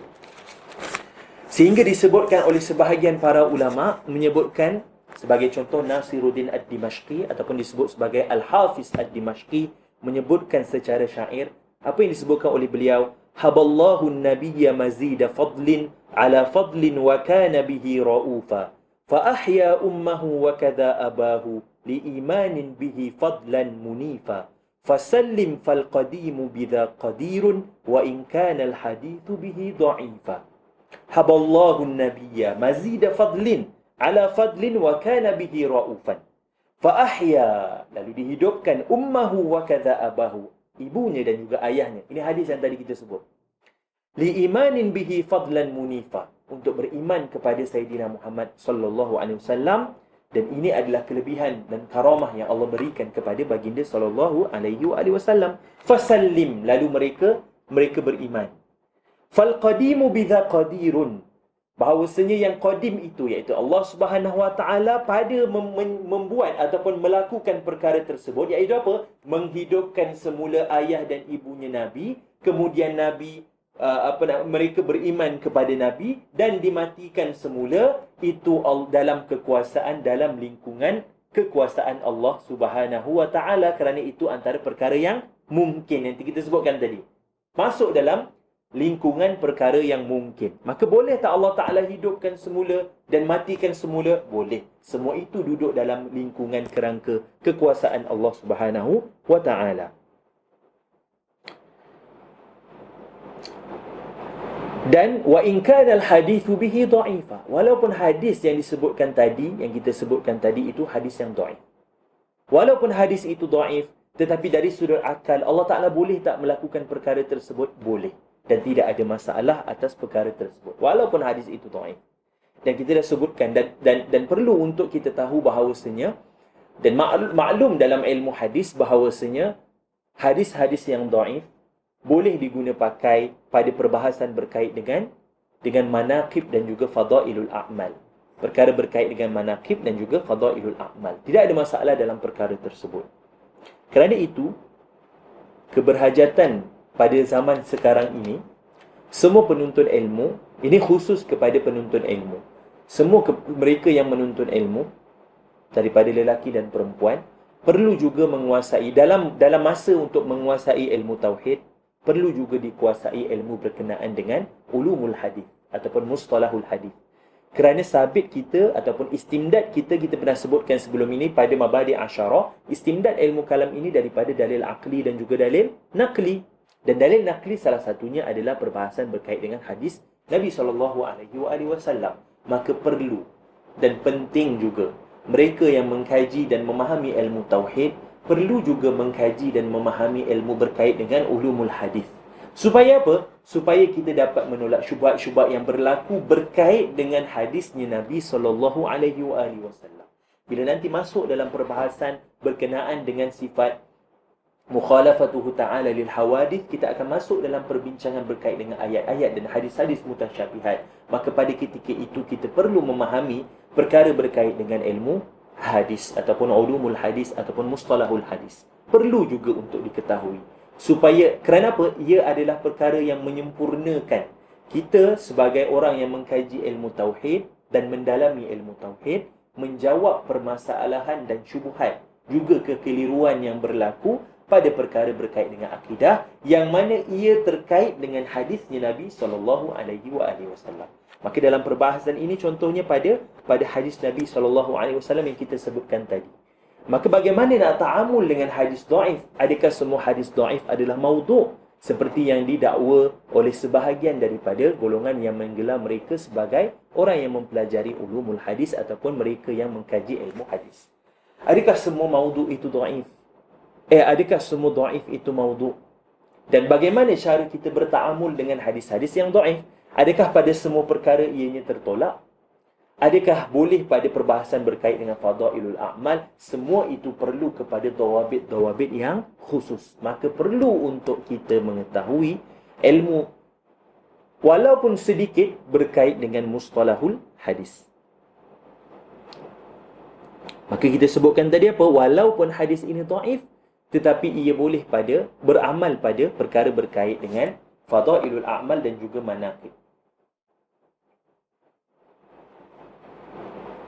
Akan tetapi Sayyidina Imam Al-Bajuri menyebutkan dalam hasyiahnya terhadap matan Jawharatul Tauhid, menyebutkan apa?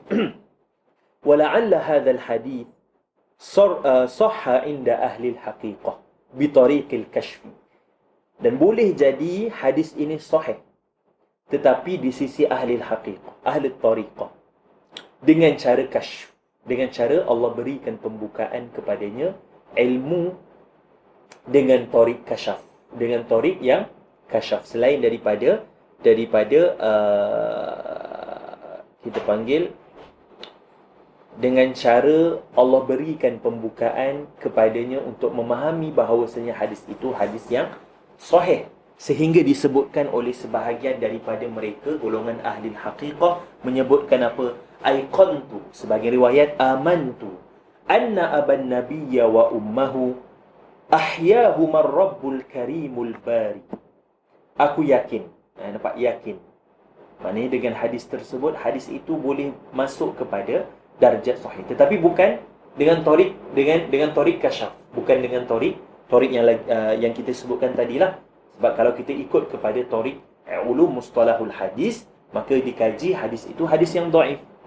Tapi boleh jadi Imam Bajuri kata la'alla hadzal hadis sahha inda ahli al-haqiqah. Apa kata sebahagian daripada mereka? Aiqantu anna aban nabiyya wa ummuhu. Aku yakin dan aku pasti, idrak jazim, bahawasanya ayah kepada Nabi SAW dan ibunya ahyahuma, dihidupkan, Rabbul Karimul Bari, oleh Allah Subhanahu wa taala. hatta lahu syahida bisidqi risalatin, sehingga mereka itu bersaksi dengan risalah yang dibawa oleh baginda sallallahu alaihi wasallam. Saddiq, maka mereka mengiyakan dan membenarkan. Fatilka karamatul mukhtari, dan itu adalah karamah, kemuliaan yang Allah berikan kepada baginda Nabi sallallahu alaihi wasallam. Hadzal hadits wa may yaqulu bi dha'fihi fa huwa ad-dha'if 'anil haqiqati 'ari. Ini syawahidnya, ataupun ini yang kita sebutkan sebagai boleh jadi hadis yang disebutkan tadi dhaif difahami secara tarik kasyaf sebagai hadis yang sahih. Hadzal hadis ini, walaupun ada sebahagian mengatakan ia dhaif, tetapi secara hakikatnya dhaif itu lari ataupun kosong daripadanya. Maknanya apa? Bukan dhaif tetapi sahih. Hadis yang kita sebutkan tadilah bahawasanya Allah Ta'ala menghidupkan Sayyidina Abdullah dan juga Sayyidatina Aminah alaihimus salatu wassalam. Kemudian Allah Ta'ala menghidupkan, kemudian Nabi SAW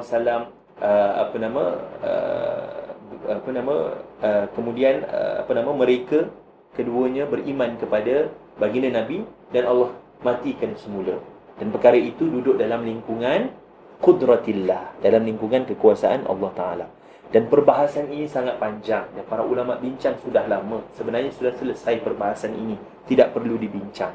Dan secara pasti bahawasanya kedua-dua ayah dan ibunya Nabi SAW duduk dalam lingkungan ahlul fatrah yang kita sebutkan tadi. Ataupun kalau kita terima hadis yang kita sebutkan tadi ini, maka memang benar kedua-duanya beriman kepada baginda sallallahu alaihi wasallam. Dan Imam Suyuti antara yang menulis kitab yang terlalu banyak yang berkait dengan perkara ini, iaitu perkara berjayanya kedua ibu bapa Nabi sallallahu alaihi wasallam. Antara kitab yang tulis apa dia? Masalikul Hunafa fi walidayil Mustafa sallallahu alaihi wasallam. Dan kemudian sempurna ataupun perbahasan kitab itu disempurnakan dalam kitabnya Al-Hawi fil Fatawi.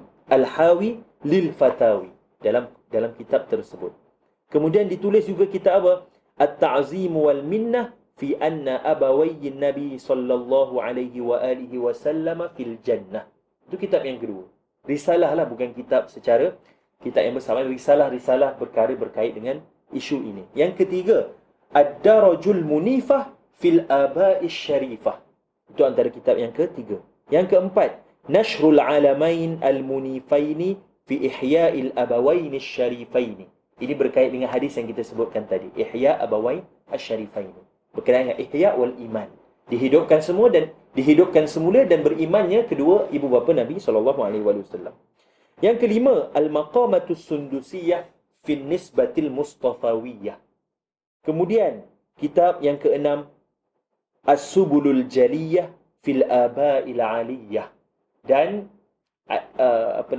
dihimpunkan keenam kitab ini dalam satu kitab yang dan matbu' lah, maknanya dicetak dan ada di dalam ada pada maktabah-maktabah ataupun kedai-kedai buku yang menjual himpunan daripada risalah-risalah yang ditulis oleh Sayyidina Imam Jalaluddin As-Suyuti berkenaan dengan Najah Abawai Nabi sallallahu alaihi wa alihi wasallam. Dan antara kitab lain juga yang boleh dirujuk adalah kitab yang ditulis oleh Al-Imam Al-Murtada Az-Zabidi. Al-Imam Syekh Murtada Az-Zabidi menulis kitab apa? Al-Intisar Liwalidayin Nabiyil Mukhtar. Al-Intisar Liwalidayin Nabiyil Mukhtar. Dalam kitab itu juga Al-Imam Syekh Murtada Az-Zabidi mengisbatkan bahawasanya kedua ibu bapa Nabi sallallahu alaihi wasallam najuna, iaitu tidak dimasukkan Allah Taala ke dalam neraka. Walaupun ada beberapa hadis yang menyebutkan perkara-perkara berkait dengan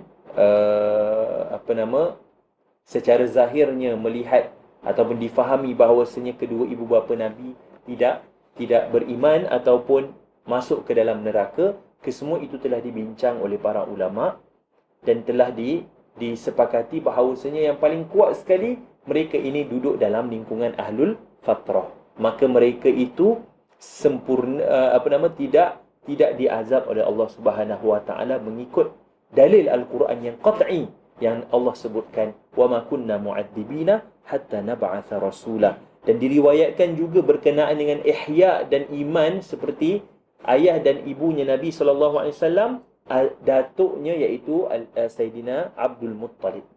Juga diriwayatkan perkara tersebut seperti di dalam kitab Sirah Ibnu Sayyidin Nas, iaitu kitab Uyunul Athar fi Fununil Maghazi wasyama'ili wasyiyar, menyebutkan perkara tersebut bahawasanya Allah Ta'ala menghidupkan Sayyidina Abdul Muttalib, kemudian beriman dan dimatikan semula. Ala kulli hal, dalam semua perkara yang kita bincang ini, bahawasanya para ulama telah selesai membincangkan perkara tersebut. Walaupun sebahagian daripada mereka yang mendatangkan syubhat mengatakan ia datang daripada kalam Al-Imam Abi Hanifah, sebagai contoh, mengatakan ianya daripada kalam Al-Imam Abi Hanifah berkenaan dengan kufurnya kedua ibu bapa Nabi SAW. Al-Imam Al-Bajuri menakalkan dan menyebutkan perkara tersebut. Boleh jadi itu adalah madsus ke atas kitabnya Al-Imam Abi Hanifah radhiyallahu anhu. Kerana apa? Kerana ianya tidak sekata dengan apa yang disebutkan pada kitab-kitabnya dan pada penulisannya yang lain. Kerana itu sebahagian, terutamanya Al-Imam Al-Bajuri, menyebutkan ia adalah daripada madsus, perkara yang dimasukkan. Macam Israiliyat lah, dalam cerita-cerita ataupun dalam pemahaman terhadap hadis-hadis dan sebagainya. Macam ataupun dakhil dalam tafsir, dia semua perkara-perkara berkaitan dengan begitu. Maknanya perkara yang dimasukkan bukan daripada kalam Al-Imam Abi Hanifah radhiyallahu ta'ala anhum ajma'in. Baik, maka selesailah kita perbincangan berkenaan dengan isu yang pertama, iaitu ma'rifah ataupun ta'rif bagi mukallaf. Kemudian yang kedua, perbahasan berkenaan dengan ahli fatrah. Dan yang ketiga, perbahasan berkenaan dengan najah abawaihin Nabi sallallahu alaihi wa alihi wa sahbihi wasallam. Baik, kita masuk perbincangan seterusnya berkenaan dengan perbahasan ma'rifatullah. Baik, kita baca sedikit apa yang disebutkan di dalam kitab. Baik, wa yajibu ala kulli mukallafin, apa kata Imam Syekh Nawawi Al-Bantani Al-Jawi, min dhakarin wa untha walau min al-awami wal abidi wal khadam wujuban ainiyan. Wajib ke atas setiap mukallaf daripada lelaki dan perempuan, walaupun daripada kalangan golongan awam ataupun golongan hamba sahaya ataupun khadam, mereka semua wajib secara aini, iaitu wajib setiap seorang ayya'rifa. Maka kita nak bincang perbahasan berkaitan dengan ma'rifatullah ni. Ayya'rifa ma yajibu fi haqqillahi ta'ala wa ma yastahilu wa ma yajuzu. Qala Allah ta'ala fa'lam annahu la ilaha illallah. Fa'lam annahu la ilaha illallah. Kemudian Al-Imam Syekh Nawawi Al-Bantani menyebutkan wal ma'rifatu, ta'rif bagi ma'rifah. Ayya'rifa ma yajibu kaza kaza kaza ila akhirih. Di sini diisbatkan ma'rifah.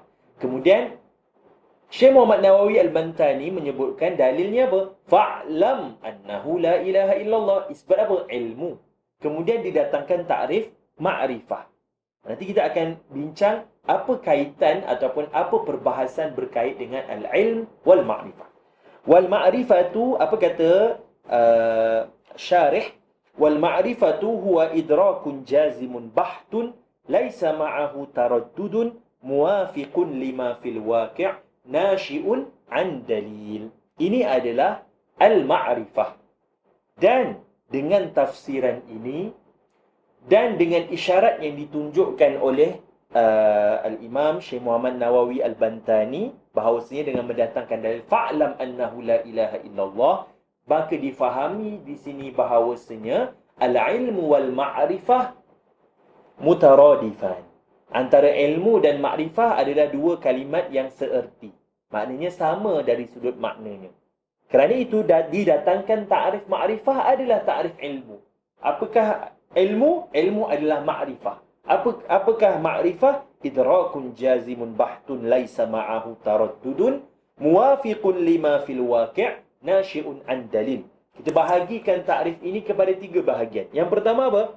Idrakun jazimun bahtun laisa ma'ahu taraddudun. Dapatan ataupun dapatan yang jazim. Sesuatu perkara yang didapati secara jazim, secara pasti. Laisa ma'ahu taraddudun, tidak ada taraddud, tidak ada kita panggil taraddud ni maknanya tidak berbolak-balik. Maknanya dia pasti. Dapatan yang pasti, perkara yang diperolehi secara pasti dan tidak ada padanya itu sifat berbolak-balik. Itu yang pertama, juzuk yang pertama.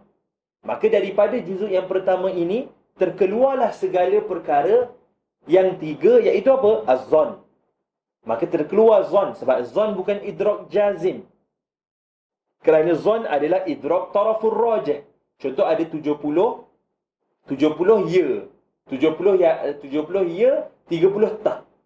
Jadi bila idrak taraf yang rajih dipanggil sebagai zon. Idrak taraful marjuh dipanggil sebagai waham. Kalau idrak satu perkara yang sama, ala sawa, iaitu idrak kullum minhuma ala sawa, dua benda secara sama, 50-50, itu dipanggil sebagai syak. Jadi daripada qaid idraku jazimun, maka terkeluarlah zon, syak dan juga waham. Kerana zon, syak dan waham bukan idrak yang jazim. Dapat? Itu yang pertama. Juzuk yang pertama dalam ta'rif al-ma'rifah ataupun ta'rif al-ilm. Juzuk yang kedua, muwafiqun lima fil waqi', ataupun disebut dalam sebahagian kitab mutabiqun lima fil waqi'. Maknanya sesuai dan sama dengan realiti. Sesuai ataupun mengikuti ataupun sama dengan apa yang ada pada realiti. Muwafiqun lima fil waqi'. Maka terkeluarlah pada perkara yang tidak mutabi' ataupun tidak muwafiq dengan waqi'.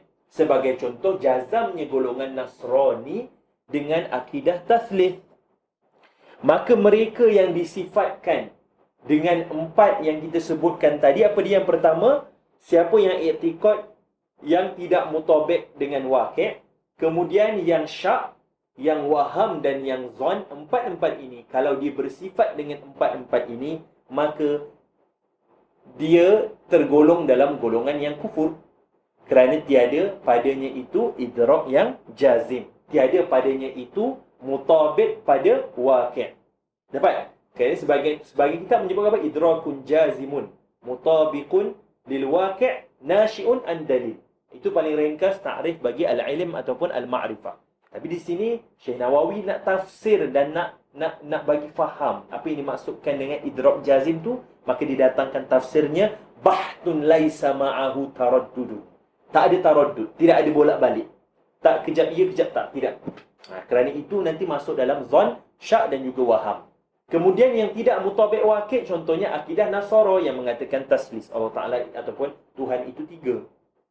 Tuhan itu satu tapi tiga. Jadi laisa mutabik lil waqi'. Kerana satu adalah satu dan tiga adalah tiga. Tidak ada satu adalah tiga. Tak ada. Dan antara kitab yang terbaik pada menjawab persoalan berkenaan dengan akidah Nasrani adalah karya yang ditulis oleh Syekh Ibn Taymiyah pada kitabnya Al-Jawabus Sahih liman badda'a bidinil Masih. Dalam kitab tersebut Syekh Ibn Taymiyah menjawab persoalan taslis ini dengan jawapan yang sangat lengkap. Kemudian nasyi'un an dalil.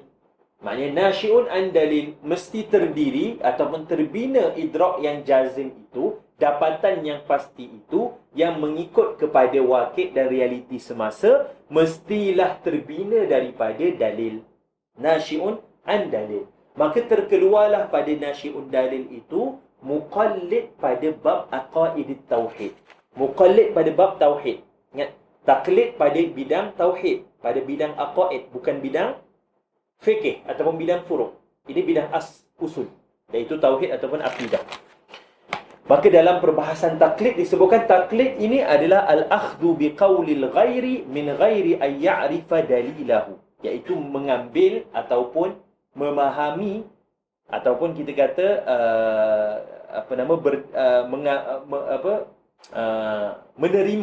menerima dengan kalam orang lain, menerima kalam orang lain tanpa mengetahui dalil. Itu dipanggil sebagai taklid. Dan pada perbahasan sihhatu imanihim, iaitu sihah adakah sah iman orang yang muqallid, disebutkan dalam kitab-kitab perbincangan berkait dengan imanul muqallid sangat-sangat panjang dibincangkan. Antaranya al-Imam Al-Bajuri sendiri membincangkan dalam Hasyiah Al-Bajuri. Kemudian dalam kitab-kitab yang lain Imam Sanusi juga membincangkan perkara tersebut dalam kitabnya Kubra, Wusta dan seterusnya. Tetapi yang rajih dan juga yang sahih pada akwal ataupun yang rajih daripada akwal yang banyak itu, orang-orang yang muqallid ini tetap mereka mukmin. Tetapi kalau dia mampu untuk memahami dalil tetapi dia tidak memahami dalil tersebut, maka dia berdosa. Kalau dia memang tidak mampu, maka dia tidak berdosa. Dan kerana itu disebutkan oleh Al-Imam Al-Laqani, menyebutkan apa? Idh kullu man qallada fit tauhidi imanuhu lam yakhlu min tardidi. Setiap orang yang taklid pada bab berkait dengan tauhid ataupun akidah, iman mereka tidak kosong daripada keraguan dan juga bolak-balik. Masih ada keraguan. Kerana apa? Dia ambil pendapat orang lain tetapi dalam keadaan tidak mengetahui dalil. Ini tidak boleh. Perbahasan taklid di dalam ilmu akidah sebahagian menyebutkan tidak boleh. Kalau mampu untuk faham dalil, kena faham dalil. Kalau tidak mampu, itu perbahasan lain. Akan tetapi dalam bab furu' wajib taklid. Wajib taklid a'immah al-arba'ah. Sama ada al-Imam Abi Hanifah ataupun al-Imam Asy-Syafi'i, al-Imam Malik ataupun al-Imam Asy-Syafi'i ataupun al-Imam Ahmad bin Hanbal. Dalam bab furu' wajib taklid. Dan itu perbincangan yang panjanglah dalam perbahasan tersebut. Akan tetapi dalam bab tauhid ada isu berkait dengan taklid. Kerana itu disebutkan oleh Imam Laqani, idh kullu man qallada fit tauhidi imanuhu lam yakhlu min tardidi. Iman mereka tidak kosong daripada keraguan. Mesti ada keraguan sebab dia ambil dalil orang, dia ambil pendapat orang tapi tak tahu dalilnya apa. Maka akan berlaku keraguan yang cepat. Baik. Maka kita dah tahu apa yang disebut sebagai ilmu ataupun ma'rifah. Maka di sini kita faham Syekh Muhammad Nawawi Al-Bantani Al-Jawi menyamakan ataupun memberi makna bagi ilmu itu sama dengan ma'rifah. Maka al-ilmu wal ma'rifatu mutaradifan. Dua perkara yang seerti. Makna ataupun ta'rif bagi ilmu itulah ta'rif bagi ma'rifah. Akan tetapi di sana ada sebahagian para ulama yang membezakan antara al-ilmu dan juga al-ma'rifah. Maka disebutkan al-ilmu la yasbaq al-jahl. Ilmu itu tidak didahului oleh jahil. Tidak didahului oleh jahil. Adapun ma'rifah itu didahului oleh jahil. Maka ada yang membezakan antara al-ilmu wal-ma'rifah. Lalu mereka mengatakan bahawasanya kerana itu tidak boleh kita kata Allah Ta'ala itu arif. Tapi kita kata Allah Ta'ala alim. Adakah Allah Ta'ala, adakah warid Allah Ta'ala arif? Tidak ada. Maka mereka mengatakan boleh dinisbahkan Allah Ta'ala itu sebagai alim tetapi tidak boleh arif. Kerana alim la yasbikuhu al-jahal. Akan tetapi ma'rifah yasbikuhu al-jahal. Baik. Akan tetapi dijawab dengan waridnya hadis Nabi SAW. Nabi menyebutkan, ta'arraf ilallahi firraha ya'rifka fi syiddah. Kalau kamu ingat Allah dalam keadaan senang, Allah ingat kamu dalam keadaan susah. Maka di sini dinisbahkan al-ma'rifah kepada Allah Ta'ala. Lalu para ulama kata, habis itu kenapa tidak ada daripada asma'ullah Ta'ala al-arif? Kerana disebutkan di sana bahawasanya Asma'ullahil Husna kulluha tauqifiyah. Semuanya tauqifiyah. Maknanya apa? Maknanya mauqufun ala as-sama' ataupun mauqufun ala naqli. Perlu kepada naqal. Adakah diriwayatkan nama itu? Kalau tidak ada, tidak boleh memberikan perkara tersebut ataupun dinisbahkan perkara tersebut kepada Allah Ta'ala. Lalu, Al-Arif memang tidak ada pernah diwaritkan ataupun diriwayatkan, dinisbahkan kepada Allah Ta'ala. Lalu, tidak boleh dinamakan Allah Ta'ala itu dengan Al-Arif, bukan kerana tadi, bukan kerana Al-Ilmu wal-Ma'rifah itu berbeza, akan tetapi kerana tidak warid. Dan kullu asma'illahil husna, semuanya adalah tauqifiyah. Apa maksud tauqifiyah? Mauqufun ala syar'i. Kalau ada izin daripada syarak, maka boleh untuk menamakan perkara, menama atau menisbahkan perkara tersebut kepada Allah Subhanahu wa taala. Kalau tidak warid di dalam syarak, maka tidak boleh. Kalau tidak ada izin di dalam syarak, maka tidak boleh. Kerana itu sentiasa disebutkan antara tauqifiyah dengan taufiqiyah. Kalau taufiqiyah boleh, itu secara ijtihadi. Tetapi tauqifiyah tidak. Kalau adzina bihi syara', barulah boleh. Kalau diizinkan oleh syarak, barulah boleh. Maka tidak ada beza pada perbahasan terakhir. Tahqiq dalam masalah al-ilmu wal ma'rifah adalah al-ilmu wal ma'rifah mutaradifan. Kedua-duanya seerti, tidak ada perbezaan antara keduanya. Baik. Selesai. Kemudian apa kata Al-Imam Syekh Muhammad Nawawi Al-Bantani? Wal ma'rifatu huwa idrakun jazimun bahtun laisa ma'ahu taraddudun muwafiqun lima fil waqi' nashi'un an dalil.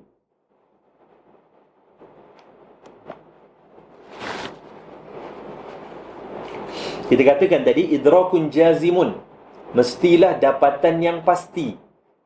Mendapat sesuatu perkara dengan pasti. Perkara tersebut adalah perkara yang pasti secara bahtun, maknanya selama-lamanya. Ataupun pasti yang benar-benar pasti. Laisa ma'ahu tardid, tidak ada keraguan dan bolak-balik padanya. Muwafiqun, mutabiqun lima fil waqi', sama dan sesuai dengan apa yang ada dekat dalam realiti. Nashi'un an dalil, terbina daripada dalil. Selesai dah kita bincang perkara tersebut. Itu barulah alim ataupun arif. Barulah dia itu alim, sempurna syarat bagi al-ilmu dan sempurna syarat bagi al-ma'rifah. Kemudian apa kata Syekh Muhammad Nawawi Al-Bantani? Wa yajibu syara'an ala man dzukir, wajib syarak pada yang disebutkan. Siapa yang disebutkan sebelum ini? Kullu mukallafin min dzakarin wa untha. Yang atas itu. Semua itu wajib ke atasnya wujuban ainiyan. Wajib secara wajib per orang. Iaitu setiap orang. Ma'rifatu kulli aqidatin bidalilihal ijmali. Mengetahui setiap akidah-akidah Islam yang sebenar ini dengan dalil-dalil yang ijmali. Dalil-dalil yang ringkas. Baik. Di sini masuk masalah ketiga selepas kita bincangkan isu berkait dengan makrifah dan ilmu. Sekarang masuk kepada taksim adillah, pembahagian dalil kepada ijmali dan juga kepada tafsili. Baik. Apa kata Syekh Muhammad Nawawi Al-Bantani mendatangkan takrif ataupun menceritakan dahulu bahawasanya wajib ke atas setiap mukallaf yang disebutkan tadi, wajib aini, untuk mengetahui akidah-akidah Islam yang sebenar dengan dalil-dalilnya yang ijmali. Wa amma ma'rifatuha bidalilit tafsili, dan adapun pengetahuan ataupun tahunya dia itu dengan dalil-dalil tafsili, iaitu tahunya akidah, ma'rifatul aqidati dengan dalil-dalil yang tafsili itu, fa fardu kifayah. Itu adalah fardu kifayah. Qama bihi wahid saqata 'anil akhar. Kalau seorang daripadanya sudah melaksanakan, maka terampun ataupun gugur kewajipan itu pada yang lainnya. Fayajibu ala ahli kulli nahiyatin. Maka wajib pada setiap ahli, iaitu setiap kumpulan ataupun setiap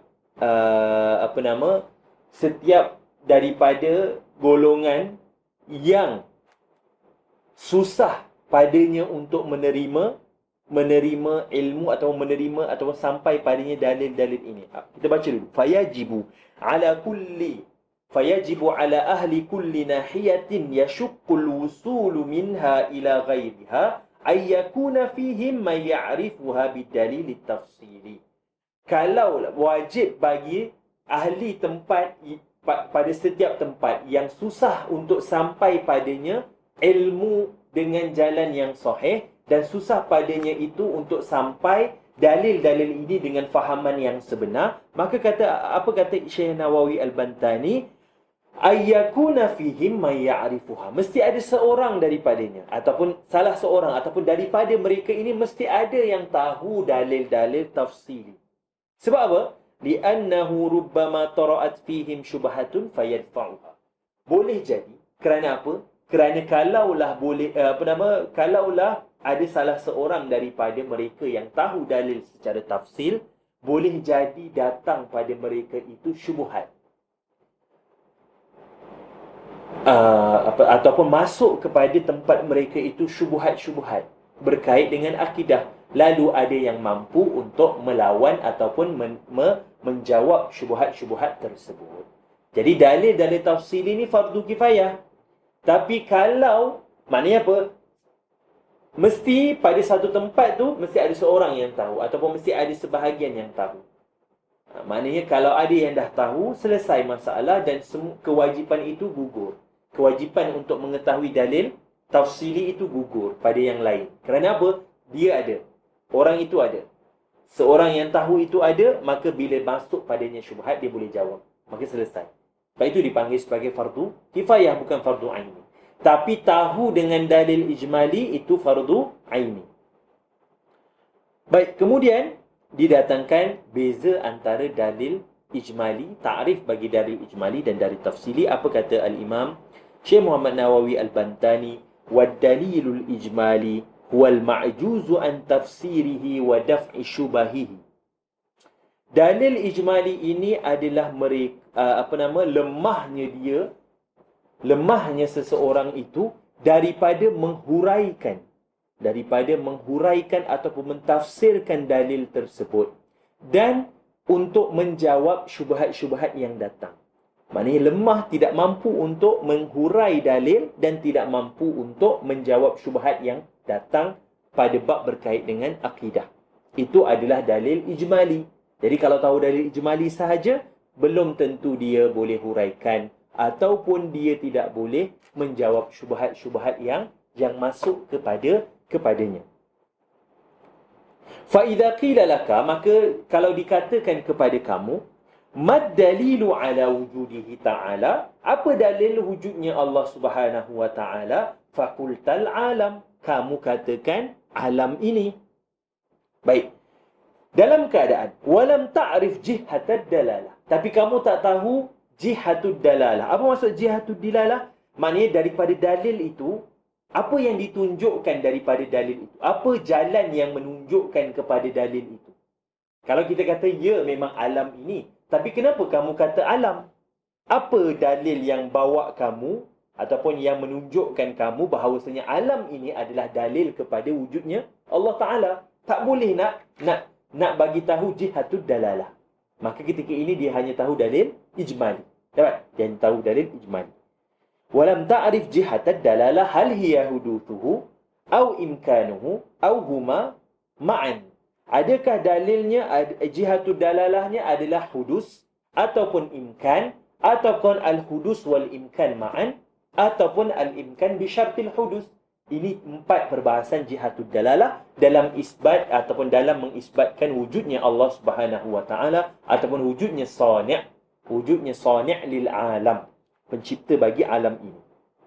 Baik, itu yang pertama. Dia tak mampu nak beritahu jihatud dalalah, ataupun dia tahu jihatud dalalah tapi tak mampu nak sampaikan pada orang lain. Dia kata apa? Walam taqdir au araftaha, ataupun kamu tahu jihatud dalalah walam taqdir ala fakki syubhati fahuwa dalilun ijmali. Kamu tahu jihatud dalalah Tapi bila sampai syubhat, kamu tak mampu nak jawab. Maka pada ketika itu, pemahaman kamu itu sudah lengkap sebagai kamu mengetahui apa yang wajib tadi itu dengan fahaman ataupun dengan dalil yang ijmali. Maka selesai kefarduan ke atas kamu untuk mengenal Allah Subhanahu Wa Taala sebab kamu tahu dengan dalil ijmali. Tapi belum selesai kerana kamu tidak tahu secara dalil tafsili. Kerana sama ada kamu tidak tahu langsung jihatud dalalah ataupun kamu tahu tetapi tidak mampu untuk menyelesaikan ataupun menjawab syubhat yang datang padanya. Dapat? Okey, baik. Itu adalah dalil ijmali. Kemudian apa kata Syekh Nawawi dan Bantani? Wa amma idza arafta jihatad dalalah. Adapun kalau kamu mampu ataupun tahu jihatud dalalah, kamu tahu jihatud dalalahnya adalah hudus. Ataupun kamu tahu jihatud dalalahnya adalah imkan. Sebahagian kata kamu tahu bahawa jihatud dalalah adalah huma ma'an, kedua-duanya sekali. Sebahagian kata kamu tahu dalam keadaan jihatud dalalah itu adalah al-imkan bi syartil hudus. Kalau kamu tahu jihatud dalalah dan kamu mampu untuk menolak syubhat, maka ini adalah dalil tafsili. Wa amma idza arafta jihatad dalalati wa qadarta ala raddi syubhati fahuwa dalilun tafsili. Ini adalah dalil tafsili. Kama idza qila laka mad dalilu ala wujudihi ta'ala. Seperti mana kalau dikatakan kepada kamu apa dalil wujudnya Allah Subhanahu wa taala, fakulta, kamu kata al-alam. Kamu kata alam ini. Kemudian wa qadarta ala taswiri hadzal dalil, kamu mampu untuk menggambarkan dan membentangkan dalil wujudnya Allah Subhanahu wa taala.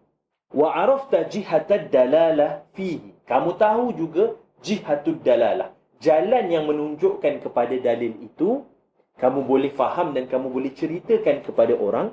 Wa qadarta ala fakki syubahihi, dan mampu kamu untuk menjawab dan menyelesaikan syubhat yang datang pada perbahasan berkait dengan ilmu tauhid ataupun ilmu akidah. Lalu di sini inilah yang dipanggil sebagai dalil tafsili. Baik, selesai perbahasan yang ketiga berkenaan dengan dalil ijmali dan juga dalil tafsili. Yang ketiga ke yang keempat? Yang ketiga. Okey, baik. Kemudian seterusnya kita masuk pada masalah yang seterusnya, iaitu masalah awwal wajib alal mukallaf. Baik, sebelum itu kita habiskan dahulu apa kata Syekh Muhammad Nawawi Al-Bantani seterusnya. Wa yaqumu maqama ma'rifatihi al-aqaidu bid-dalili wa yaqumu maqama ma'rifatihi al-aqaida bid-dalili ma'rifatuha bil-kashfi. Wa yaqumu maqama wa yahullu mahalla ataupun wa yasuddu masaddahu. Yang boleh menggantikan pengenalan bagi akidah-akidah ini dengan dalil kita sebutkan tadi, ijmali dan juga tafsili, adalah dengan tariqatul kashfi. Dengan tariqat kashf, iaitu pemberian daripada Allah Subhanahu wa taala akan hambanya pada perkara berkait dengan akidah. Allah Taala beri ilmu secara direct. Dan ini sebenarnya kita pernah bincang sedikit. Walaupun tidak secara tepat, tapi kita bincang juga sedikit dalam ilmu mantik pada perbahasan berkait dengan hadisiyat. Kita kata hadisiyat adalah intuisi. Intuisi itu adalah antara sebahagian menyebutkan adalah al-kashfu minallah, iaitu pembukaan yang Allah berikan, ilmu direct yang Allah berikan, ilmu secara langsung yang Allah berikan kepada hamba-Nya. Itu adalah tariqatul kashfi. Tapi di sana ada perbincangan, kita tak panjangkan di sini. Ala kulli hal, ada sebahagian menyebutkan bahawasanya pengenalan pada Allah Taala ini boleh jadi dengan tariqatul kashfi. Kerana itu kalau kita lihat sebahagian daripada para ulama juga ada sebahagian yang begitu. Allah Ta'ala beri pembukaan, fahamnya dia tentang agama dan fahamnya dia tentang Islam itu dengan cara kasyaf, dengan cara pembukaan daripada Allah Subhanahu wa Ta'ala. Kalau kita lihat ada sebahagian kitab yang meriwayatkan perkara-perkara ini, iaitu daripada kalam al-Imam Sayyidi Abdul Aziz. Dia beliau seorang yang tidak kalau dilihat daripada segi zahirnya, beliau tidak menghafal Al-Quran, beliau tidak mempelajari ilmu secara ataupun tidak Maknanya bukan dengan cara yang kebiasaan, akan tetapi kalamnya itu penuh dengan makna-makna yang besar berkait dengan tauhid. Boleh dilihat dalam kitab Al-Ibris min Kalami Sayyidi Abdul Aziz. Dalam kitab tersebut diriwayatkan oleh anak muridnya tentang gurunya iaitu Sayyidi Abdul Aziz, kalam-kalam yang banyak berkait dengan tauhid. Boleh lihat dalam kitab tersebut Al-Ibris min Kalami Sayyidi Abdul Aziz. Baik.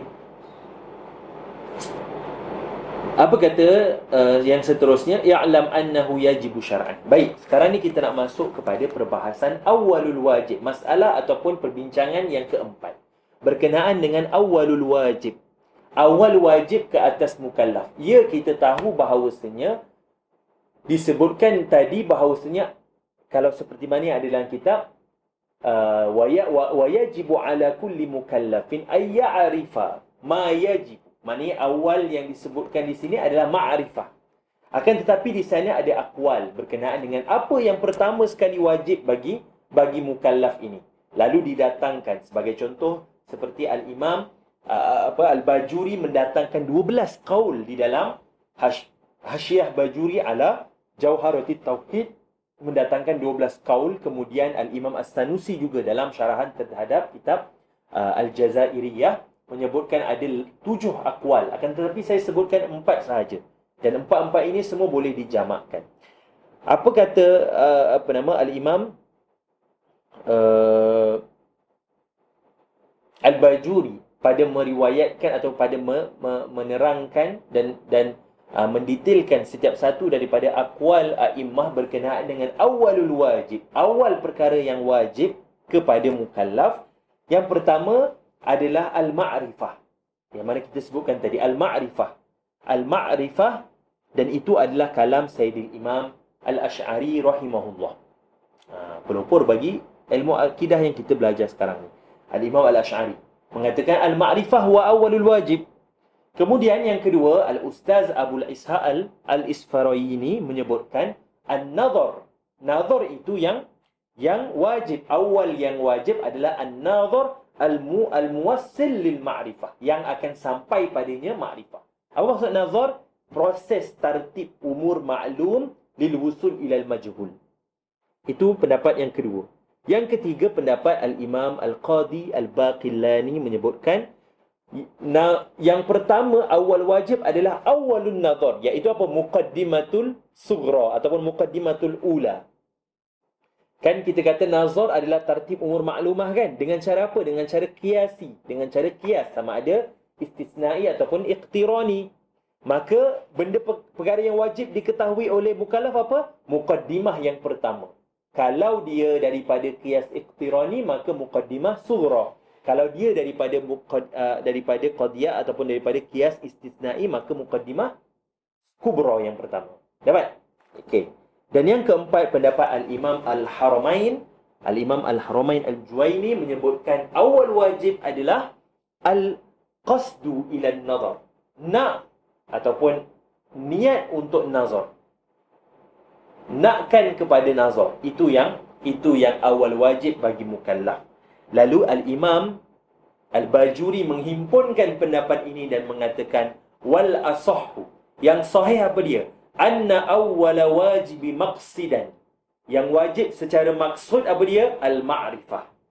Wa awwal wajibi wasilatan qaribatan. Awal wajib secara wasilah yang paling dekat adalah nazar. Kalam Imam Abu Ishaq Al-Isfarayini. Dan wasilah ba'idah, awal wajib wasilatan ba'idatan al-qasdu ila nazar. Maka selesai kesemuanya menjamakkan kaul-kaul yang kita sebutkan tadi. Lalu selesailah bahawasanya awal wajib bagi mukallaf adalah ma'rifatullahi subhanahu wa ta'ala. Sebagaimana yang disebutkan oleh Al-Imam Al-Bajuri, wa yajibu ala kulli mukallafin ay ya'rifa ma yajibu fi haqqillahi ta'ala wa ma yastahilu wa ma yajuz. Baik. Seterusnya, apa kata Al-Imam kita habiskan sampai akhir perbahasan berkait dengan ataupun masalah yang kita nak bincang hari ini. Dah selesai 4 permasalahan, masuk permasalahan yang terakhir iaitu permasalahan wajib di sini adakah wajib syar'i ataupun wajib akli. Lalu disebut oleh Al-Imam Syekh Muhammad Nawawi Al-Bantani, i'lam. Sambung seterusnya dalam syarahan, i'lam annahu yajibu syar'an ala kulli mukallafin ay ya'rifa jami'a ma yajibu fi haqqihi ta'ala wa jami'a ma yastahilu alaihi ta'ala wa jami'a ma yajuzu fi haqqihi ta'ala. Kita masuk perbahasan seterusnya iaitu adakah wajib di sini wajib syar'i ataupun akli. Lalu difahami di sini daripada kalam Syekh Muhammad Nawawi Al-Bantani Al-Jawi bahawasanya yang wajib itu adalah wajib secara syar'i. Maknanya syarak yang mewajibkan. Ketahuilah, i'lam, ketahuilah bahawasanya wajib secara syarak ke atas setiap mukallaf akan tahunya segala yang wajib bagi hak Allah Ta'ala dan segala yang mustahil ke atasnya dan segala yang harus bagi Allah Subhanahu wa Ta'ala. Maka wajib di sini adalah wajib syar'i. Maka kerana itu disebutkan bahawasanya wajib yang disebutkan di sini iaitu wajib ma'rifatullah ma yajibu ma yajibu ala kulli mukallafin ay ya'rifa. Maksudnya wajib secara syar'i. Khilafan lil Mu'tazilah. Berbeza dengan golongan Mu'tazilah yang menyebutkan wajibnya adalah wajib akli. Maknanya apa? Kalau tidak wurud, kalau tidak ada nas daripada syarak sekalipun, wajib kenal. Kerana apa? Kerana bagi mereka ada asal ataupun ada kaedah yang fasidah. Mereka membina pemahaman itu daripada kaedah yang fasidah ataupun kita kata al-aslu al-fasid, bahawasanya mereka mengatakan bahawasanya akal ini ataupun terbina daripada at-tahsin wal qabih al-aqlayaini. Kerana mereka menyebutkan bahawasanya baik dan buruk itu hukum pada akal. Kalau akal kata baik, baik. Kalau akal kata buruk, buruk. Lalu mereka menimbang sesuatu perkara itu pada akal. Sedangkan kita daripada golongan Asy'ariyah menyebutkan bahawasanya syarak adalah segala-galanya yang menentukan hukum pada sesuatu perkara. Maka di sini wajib syar'i. Wajib syar'i ma'rifatullah. Maknanya kalau tidak warid nas, maka tidak wajib. Kerana apa? Kerana al-asya'u disebutkan oleh para ulama, al-asya'u qabla wurudi syar'i sawa. Semua perkara sebelum waridnya syarak, sebelum adanya syarak, duduk pada tempat yang sama. Ataupun tidak ada baik, tidak ada buruk, ataupun tidak ada wajib, tidak ada halal, tidak ada haram dan tidak ada segalanya. Bila ada syarak, barulah ada kewajipan. Dapat tak? Al-asya'u qabla wurudi syar'i sawa. Dan itu pendapat Al-Asy'ariyah dan yang kita pegang bahawasanya wajib di sini adalah wajib syar'i. Baik. Kemudian apa kata Syekh Muhammad Nawawi Al-Bantani? Famaqamatil adillatul aqliyatu awin naqliyatu alaihi ijmalan wa huwa wujubu ittisafihi ta'ala bisairil kamalati wa wujubi tanazzuhihi an sairin naqaisi wajabat ma'rifatuhu ijmalan. Dan kalau dibina, famaqamat, apa yang terbina ataupun apa yang dibina daripada dalil-dalil aqliyah dan naqliyah ke atasnya secara ringkas, secara ijmal, iaitu apa? Wajibnya Allah Ta'ala itu bersifat dengan segala jenis kesempurnaan. Dan wajibnya dia itu iaitu Allah Ta'ala suci daripada segala kekurangan.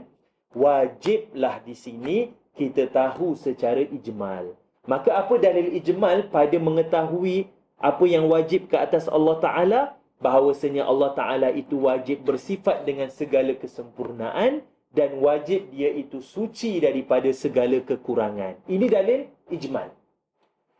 Fayajibu ala famaqamatil adillatu selesai. Fayajibu alaina an na'taqida anna lahu ta'ala kamalatun la nihayata laha. Maka wajib ke atas kita untuk beriktikad bahawasanya bagi Allah Ta'ala itu kesempurnaan yang tiada penghujungnya min jihatil adad fi nafsil amri. dari sudut bilangan pada nafsul amri, iaitu pada hakikat di sisi Allah Subhanahu wa taala. Qala Allah taala wala yuhituna bihi ilman. Wala yuhituna bihi ilman. Surah Taha. Allah Taala kata wala yuhituna bihi ilman. Maka segala perkara, segala kesempurnaan itu hanya bagi Allah Ta'ala dan tiada penghujungnya. Kerana apa? Kenapa tiada pengakhiran? Kerana Allah Subhanahu Wa Ta'ala itu baqa', tidak ada pengakhiran. Allah Ta'ala itu qidam dengan makna tiada permulaan, dan Allah Ta'ala itu baqa' dengan makna tiada pengakhiran. Maka segala kesempurnaan bagi Allah Ta'ala itu tiada pengakhiran. Wa maqamatil adillatul aqliyatu awin naqliyatu alaihi tafsilan tajibu ma'rifatuhu tafsilan. Dan apa yang terbina daripada dalil-dalil aqli dan naqli, daripada secara tafsil, dan dalil-dalil boleh jadi dalil aqli dan naqli sama-sama, dan boleh jadi dalil naqli sahaja. Nanti kita akan tafsilkan dalam perbahasan sifat. Ada sifat yang tersabit dengan dalil aqli dan naqli. Ada sifat yang tersabit dengan dalil naqli sahaja. Adapun dalil aqlinya dhaif. Nanti kita akan sebut perkara tersebut pada sifat sama', basar, kalam. Pada tiga sifat ini dalilnya dalil sam'i ataupun dalil naqli sahaja. Nanti kita akan huraikan pada perbahasan tersebut. Wa maqamatil adillatul aqliyatu awin naqliyatu alaihi tafsilan tajibu ma'rifatuhu tafsilan. Wajib tahu dalam bentuk tafsil. Wa huwa al-'ishruna sifah wa addaduha, iaitu 20 sifat dan juga lawannya. Iaitu 20 sifat yang wajib bagi Allah Ta'ala dan 20 sifat lagi yang mustahil ke atas Allah Subhanahu wa Ta'ala, yang kita panggil sebagai sifat 20. Nanti kita akan tafsilkan bila masuk dalam perbincangan ini, insya-Allah pada liqa' yang seterusnya. Wallahu ta'ala a'la wa a'lam. Maka hari ini kita bincang secara khusus berkenaan dengan apa? Masalah yang pertama dalam masail-masail yang 10 dalam masail risalah Al-Bajuri, iaitu masalah ma yajibu ala kulli mukallafin. Perbahasan berkenaan dengan apa yang wajib ke atas setiap mukallaf. Kita dah bincang perbincangan berkenaan dengan ta'rif bagi mukallaf, dan di sana kita bincang syurutut taklif. Kemudian perbincangan berkenaan dengan ahlul fatrah, dan perbincangan berkenaan dengan ibu bapa Nabi SAW. Kemudian yang kedua kita bincang berkenaan dengan al-ilmu wal ma'rifah. Beza antara al-ilmu wal ma'rifah, ataupun adakah keduanya sama, dan ta'rif bagi al-ilmu wal ma'rifah, dan aqwal ulama pada perbincangan tersebut. Kemudian yang ketiga kita bincang berkenaan dengan pembahagian dalil aqli, dalil ijmali dan juga dalil tafsili, dan apa beza antara keduanya. Dan yang keempat kita bincang awalul wajib, perkara yang awal wajib apa dia, dan kita dah jamakkan kalam para ulama berkenaan dengan perkara tersebut. Dan yang kelima kita bincang berkenaan dengan, yang kelima apa? Yang kelima kita bincang berkenaan dengan adakah wajib yang disebutkan di sini, adakah wajib syar'i ataupun aqli. Dan kita dah sebutkan bahawasanya wajib di sini adalah wajib syar'i ala kalamil asy'ariyah, khilafan lil mu'tazilah alladhina yaquluna bi anna al-wujub huna wujubun aqli. Dan tertolak pendapat itu kerana apa? Kerana pendapat itu terbina daripada binaan yang salah, binaan yang fasid pada di sisi golongan Mu'tazilah yang mengatakan bahawasanya akal adalah timbangan pada perkara baik dan buruk sesuatu perkara. Sedangkan kita menyebutkan apa tadi? Al-ashya'u qabla wurudi syar'i sawa. Semua perkara sebelum adanya syarak sama. Bila adanya syarak, barulah ada halal haram, barulah ada wajib makruh, mustahil, ada haram, kemudian ada an-nad, ada sunnah dan sebagainya, ahkam-ahkam yang kita sebutkan nanti. Dan ini semua perbincangan dalam masalah yang pertama. InsyaAllah pada liqa' yang seterusnya kita masuk pada masalah yang kedua, iaitu masalah sifat, apa yang wajib bagi Allah Ta'ala dan apa yang mustahil bagi Allah Subhanahu Wa Ta'ala. Wallahu Ta'ala a'la wa a'lam. Wa sallallahu ala sayyidina Muhammad wa ala alihi wa sahbihi wa baraka wa sallam.